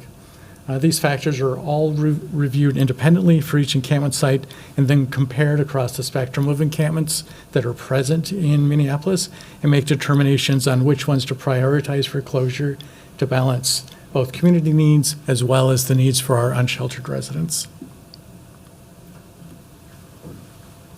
This first report covers a broad reporting period. I mentioned July 25th through December 18th. Over this time, city staff participated in 17 encampment closures. This graphic to the right here displays the quantity and locations for these closures, which are predominantly in South Minneapolis, with 6 in Ward 6, 5 in Ward 9, 4 in Ward 10, and then 2 in Ward 5. Across these 17 encampments, 227 individuals were affected by these closures. In terms of housing outcomes, as I mentioned in the previous slide, there were 227 affected individuals who were impacted by these 17 encampment closures. The homeless response team at this time, when we were going through this process, was just a team of 2 outreach coordinators. They were able to connect with 169 of the individuals, so about 75% of the affected individuals. Of these engagements, 9 people accepted shelter. While this ratio is low, it's not to state that the remaining 160 did not have access to housing or shelter or did not accept shelter. It also doesn't mean that the additional 58 that the homeless response team did not connect with also did not have access to housing or shelter. All of these individuals may have accepted shelter or housing through engagements with Hennepin County Street to Housing Team, their street outreach teams, or their cohort of service providers. We do not have these data, and we're unable to connect the dots based on how the city collects information and how Hennepin County and their service providers collect individual data. The homeless response team, they focus on encampments and all of those who are resident within the encampments, regardless of whether they have case management or not. Whereas Hennepin County Streets Housing Team and the service providers focus on client-specific actions within the coordinated entry. So we're not able to really compare apples to apples of who was resident at a specific encampment and tie that to which individuals moved into housing or shelter. So that's certainly a deficiency that needs to be addressed.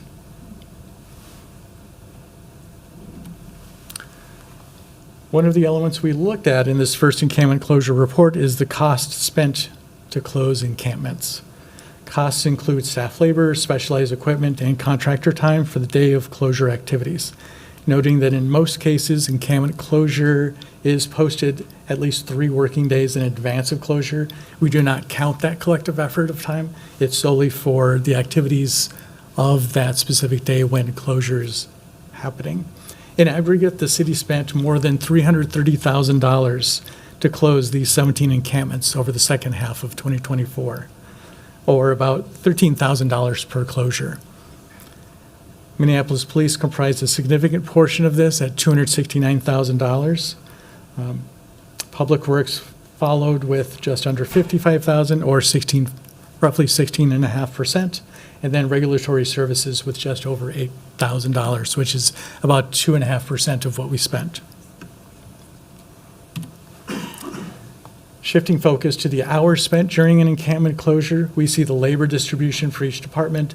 Minneapolis Police lead the way, comprised with 71% of that labor for the 17 encampment closures. Public Works, again, second with about 24.5%, and then Regulatory Services just under 3.5%. One item of note is that 14 hours were captured for community planning and economic development, though we did not capture the associated cost for that, so that's a deficiency that we'll work to correct and amend. Looking at the costs in aggregate can be a bit jarring of information to receive. The numbers only tell a small portion of that story. When we view the data over the course of each date of closure, we see 3 specific dates that consume the most energy and associated costs: July 25th, October 1st, and November 12th. On each of these dates, significant life safety risks presented themselves with a string of shootings which necessitated swift action. Multiple closures occurred on each of these 3 dates, with staff working around the clock to secure the scenes and ensure public safety was restored as a matter of top priority. Location and complexity also factor into how the cross-departmental team plans and coordinates resources when approaching encampment closures. The more heavily congested the area, the more careful planning and added resources are required to minimize disruption to traffic flow and community livability. Looking to the final 4 dates of encampment closures, we see that the total hours spent and the costs associated with closures decreased sharply. We anticipate the costs will continue to remain low with subsequent closures and hope to demonstrate that in future reports. At present, there are 20 active encampments across Minneapolis, 13 on city-owned property and 7 on private property. The largest encampment has an estimated 18 people in 9 tents. The second largest has 4 people in 4 tents, and the remaining encampments have 1 to 2 people at each different location. A total of 46 unsheltered residents at the various encampments across the city. By way of comparison, over the past 3 years, the rolling average for active encampments has held firm between 30 and 35, regardless of the season or weather conditions. Additional key takeaways we gleaned from this first report: the average age of the 17 closed encampments was about 50 days. Overall range was as low as 5 days to as many as 147 days. 11 of these encampments formed on former encampment sites that had already been cleared, reposted with no trespassing signage, and resecured. 2 of the closure locations were spanned across multiple different parcels that were owned by multiple different agencies. So these closures required additional resource coordination with other government agencies before we could move forward with closure. The 2-person homeless response team made 89 visits to these 79 encampment sites for an average of about 5 per encampment location.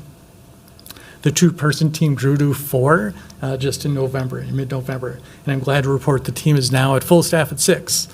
So what this means is we'll be able to engage more frequently to continue building trust with our unsheltered residents in hopes of helping them progress along their journey toward housing stability. Lastly, no arrests were made at any of the encampment closures.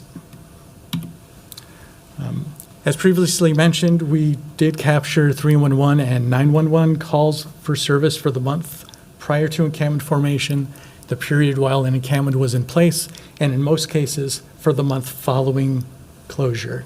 These data points help us identify the effects that an encampment may have on community livability. What we found in most cases is that calls for service largely reduced to near pre-encampment levels, which is to say that an element of community livability was effectively restored. I did state that in most cases, for 2 reasons.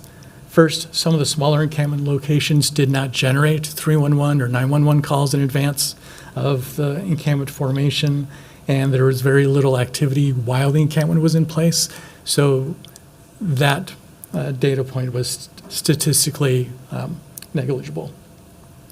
The second reason is that some of the different encampments reformed on the same location days or weeks after the encampment was closed, so we were not really able to utilize the exact same methodology of evaluating a month before and a month after, because there was a continuation of encampment presence for a period of time. And with respect to personal property, all affected individuals were given time to remove all their personal belongings from the encampments prior to closure. Leading up to closure, storage options were offered. No one accepted the available storage options. Any items that remained behind were discarded. And I will note that we are in the process of issuing an RFP for in-community storage options that will be more accessible for our unsheltered community. This is in full recognition that storage in downtown Minneapolis places an added barrier for our unsheltered residents, especially so when the encampments are predominantly located in South Minneapolis, as we saw in slide 6. As a wrap up to our first encampment closure report, there are learnings that we can lean into in this effort. The first report is a benchmark for us to continue to measure, learn, and grow as we continue to adapt and flex with the changing community needs. We recognize the need to develop a cohesive and standardized method for data collection as we work through each closure, rather than wait until after the fact when a report is due and then gather all these data points to then prepare to deliver to City Council and to the Mayor's office. Housing outcomes. As stated previously, the city focuses on encampment engagements regardless of whether unsheltered residents have a case manager that they're already working with or not. And Hennepin County and their service providers focus on client-specific engagements, working with those clients as they progress through the coordinated entry system till reaching housing stability. So these two data sets are not congruent with one another and require additional work so that we can reconcile and present a more comprehensive housing outcomes instead of outcomes that only originated through engagement with the homeless response team. And then something to be aware of, Hennepin County's homeless shelter bed availability app only captures available shelter spaces for those that are 18 and above, and excludes Avivo Village, AICDC Homeward Bound, Emergency Respite, Family, and Youth Shelter. So again, to provide a more comprehensive approach to what are the outcomes, we need to work together to solve these specific areas and be sure to present that back. And before closing, I just want to leave you with one thought.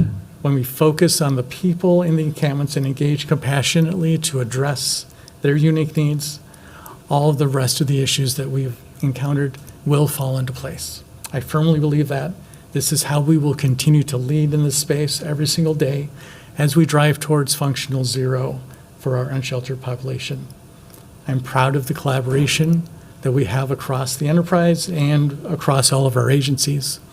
This is challenging work, and we do so in faithful service to our community. Thank you. Thank you so much, Dr. Enrique, for that presentation. Just want to remind members that we don't want to be losing members because we have a committee CNI right after this, and also there might be a time for lunch.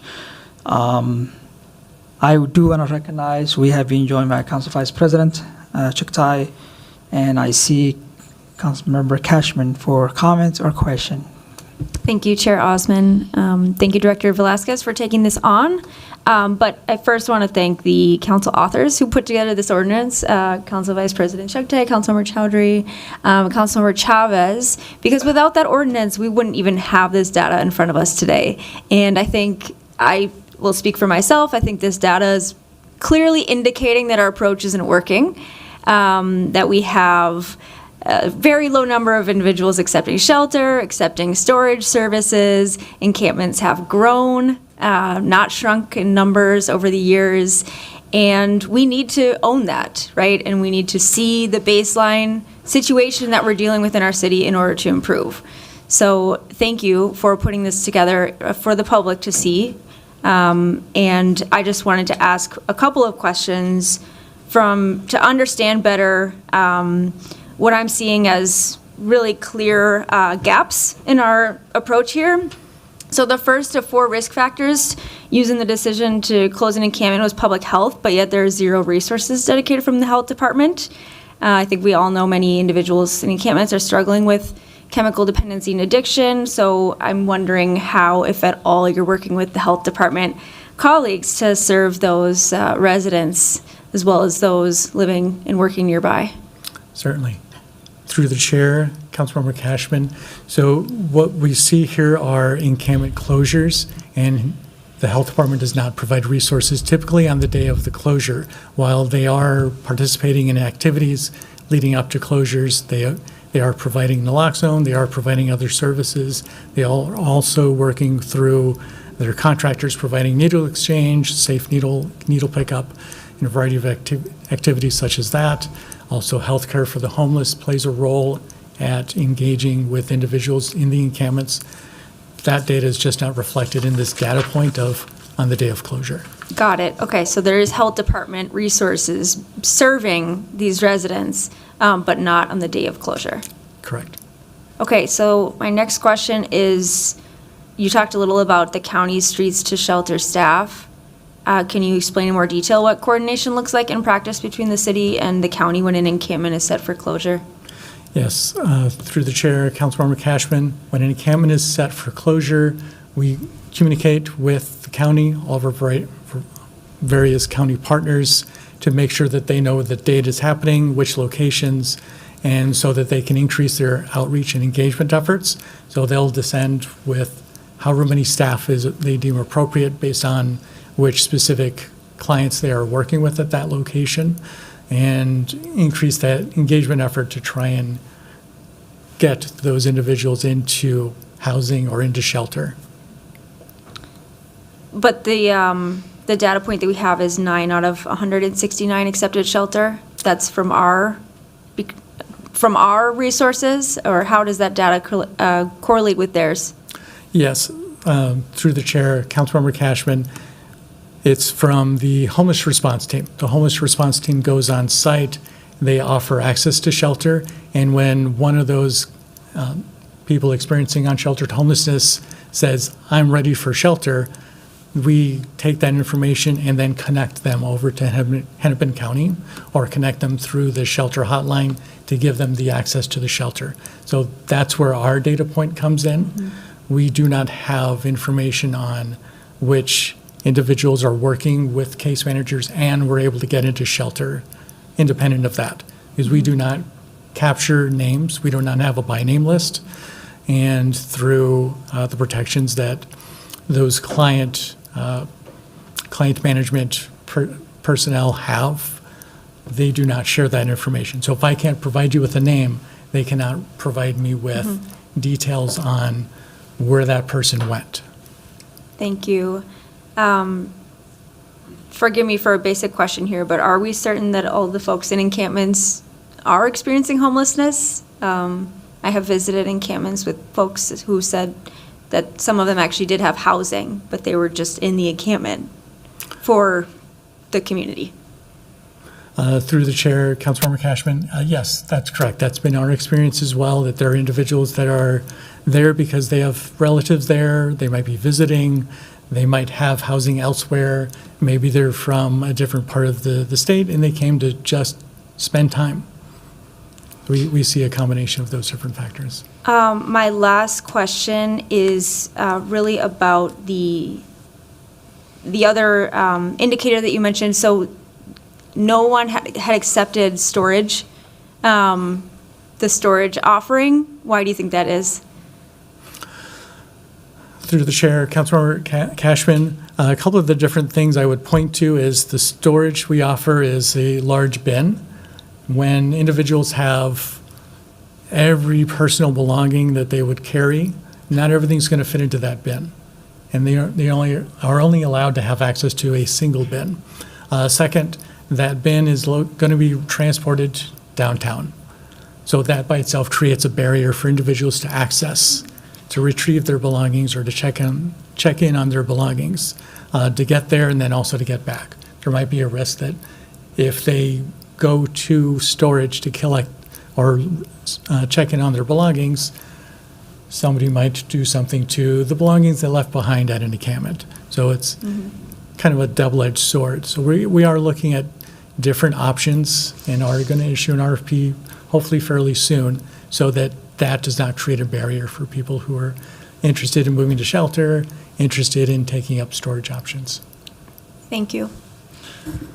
Thank you. I am next, and I would like to thank you for your presentation. You and me worked closely and, talked every encampment that started in Ward 6. I think I have a few questions, but my opinion that we are dealing with crisis that's a huge magnitude, and we are left behind to deal with as a city where the county and the state also are not visible there. County is the main social service provider. They go out there in the encampment and provide services, but that's not just enough. I think what we're dealing with is individuals that are dealing with homelessness, that are staying in inhumane space, the weather of Minnesota, as you can imagine, and also the lack of safety at that encampment too. There are folks that are coming and either selling drugs at that area or creating harmful situation at the people that are staying there, and that also affects the entire neighborhood. I would say that any encampment that forms, it's really unsafe for the individuals that are staying there and the surrounding community. And I would say it is public safety right away as soon as you have an encampment, because there is no and public health. There's no a place for them to go to bathroom, a place to wash, and there's no encampment, in my opinion, that is really health having anywhere in the city of Minneapolis. Someone who has dealt with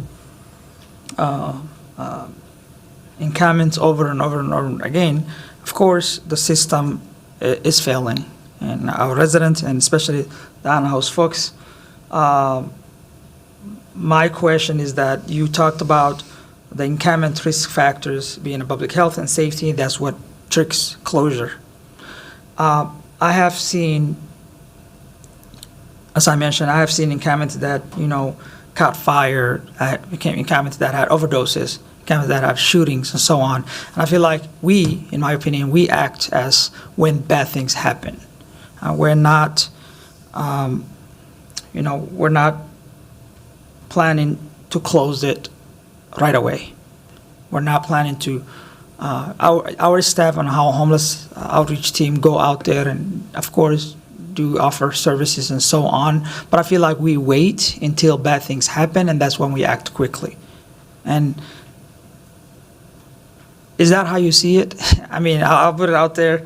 There are times that I'm emailing the administration, emailing your office, and saying that, this encampment is not safe to the community, and we have been getting calls from the residents.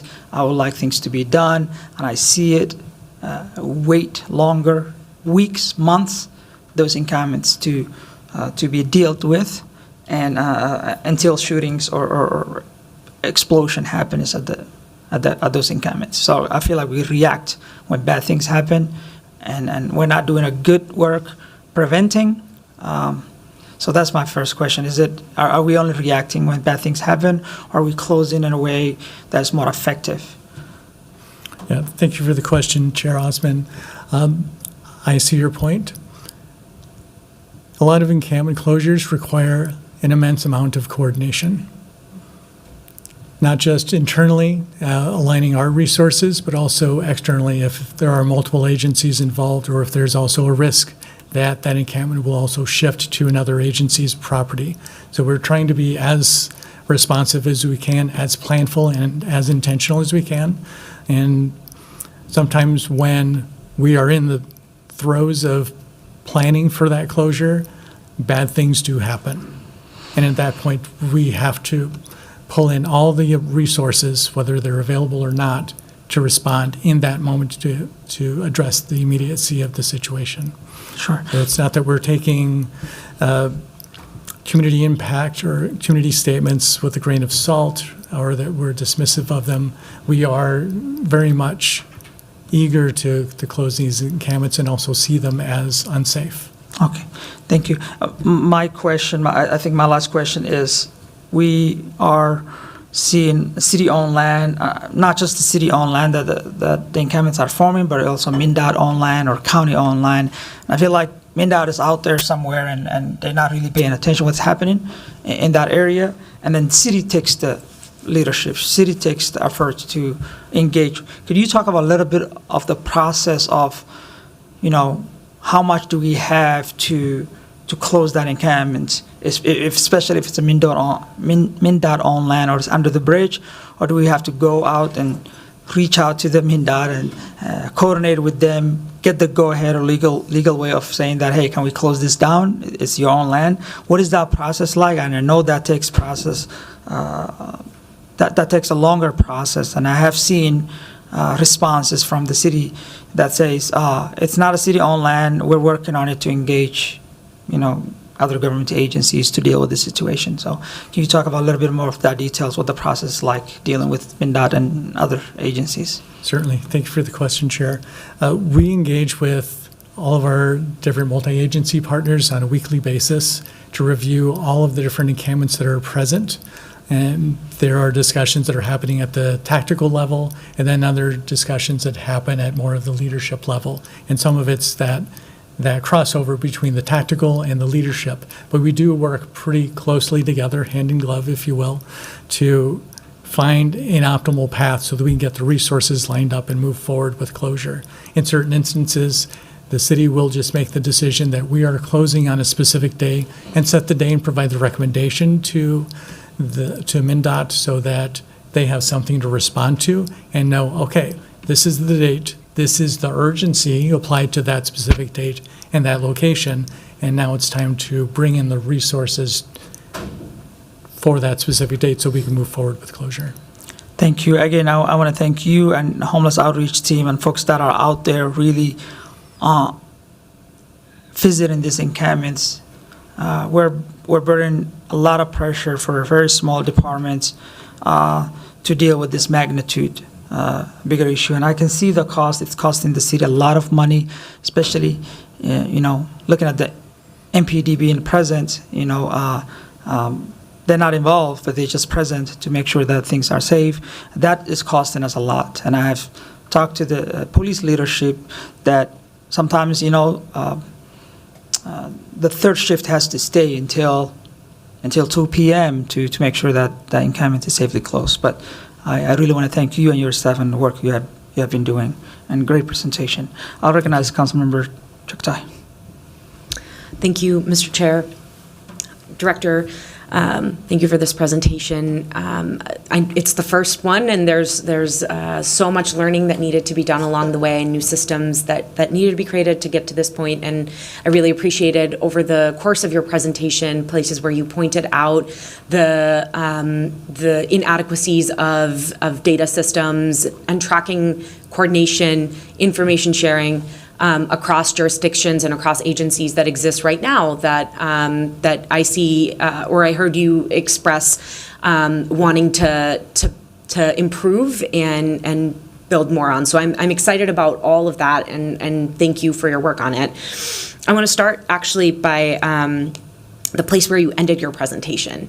And it really, I think it really caught my attention and is a really important point that needs to be made over and over again, which is when we focus on people and when we focus on their needs, the other things will begin to fall in place. But it always has to start there. And I think for so many reasons that are sometimes within our control and sometimes completely out of our control. There's this this broader like societal narrative maybe that exists, that people who are living without a home, who are living outside, who are living in shelter, whatever their circumstance may be, it's as a result of actions that it's as a result of fault of theirs, that they have made a series of poor choices and mistakes, and as a result, they're in these circumstances and deserve to be. And I think our role and something we have alignment on is accepting that that's not the reality, that we have a deficient system through which people end up in circumstances that are not humane, that are not dignified, and need to be and can only be addressed when we center people's humanity, their needs, and begin to address them one by one. So I really appreciate that, and I think that's something that's an important foundational value that we can then build interventions around and systems around.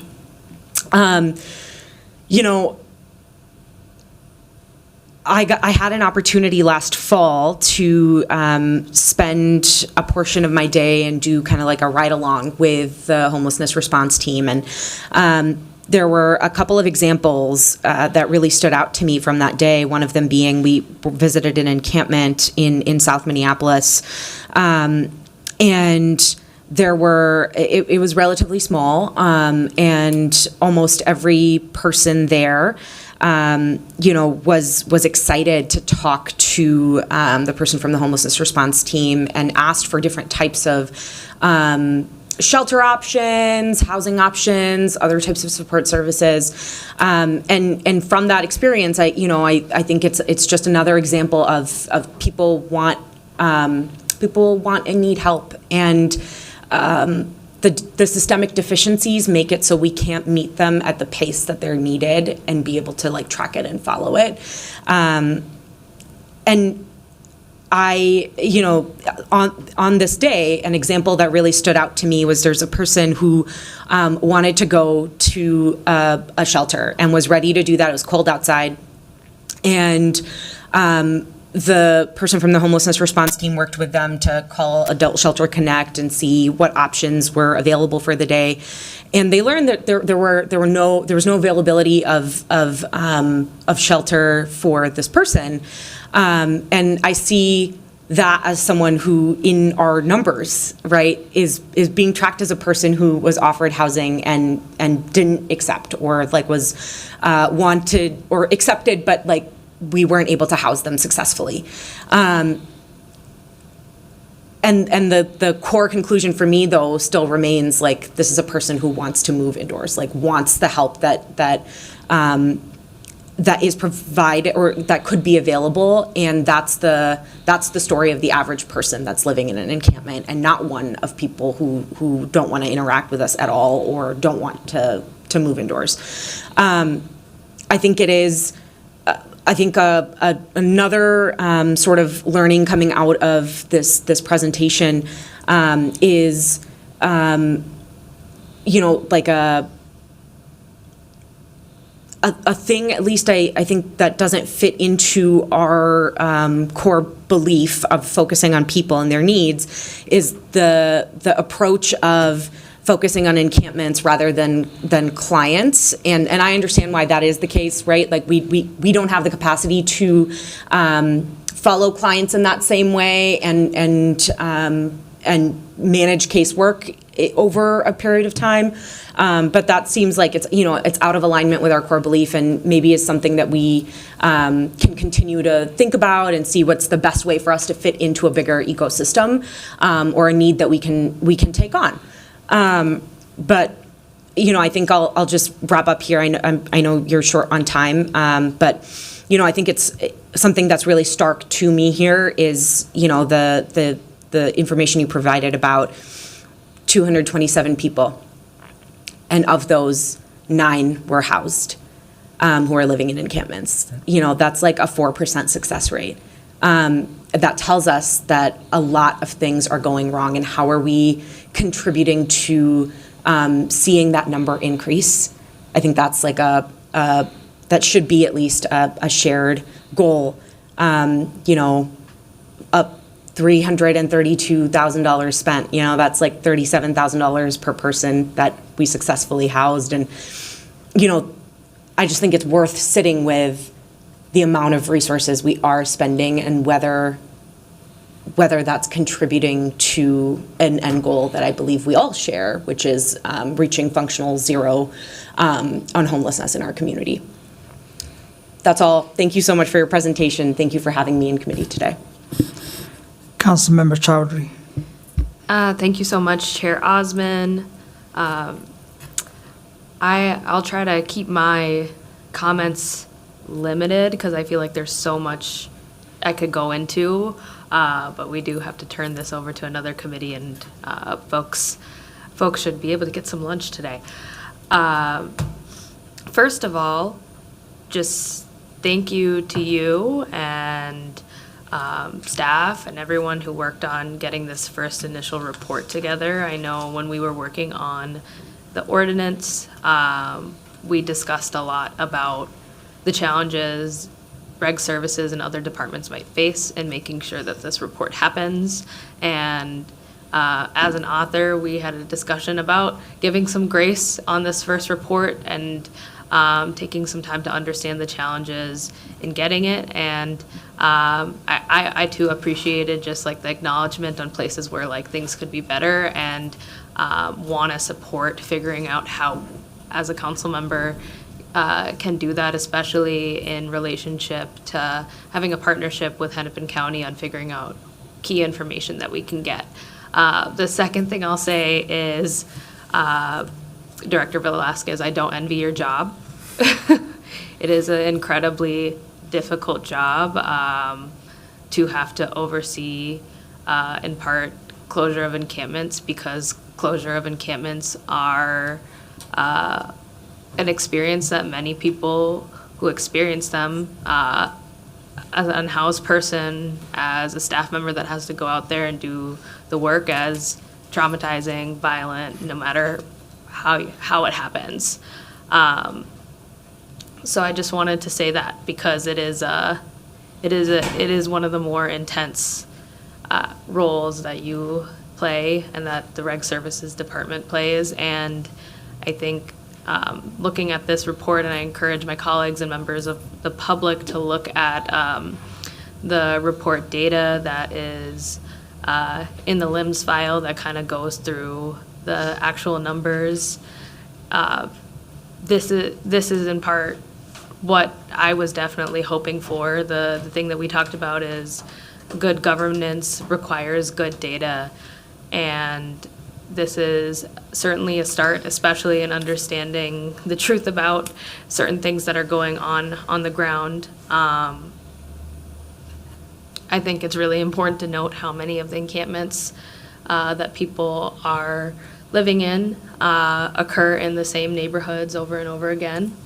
That's a story that we've heard from our residents and people who are unhoused and advocates and service providers, that an encampment eviction is not a tool to address homelessness or reduce homelessness.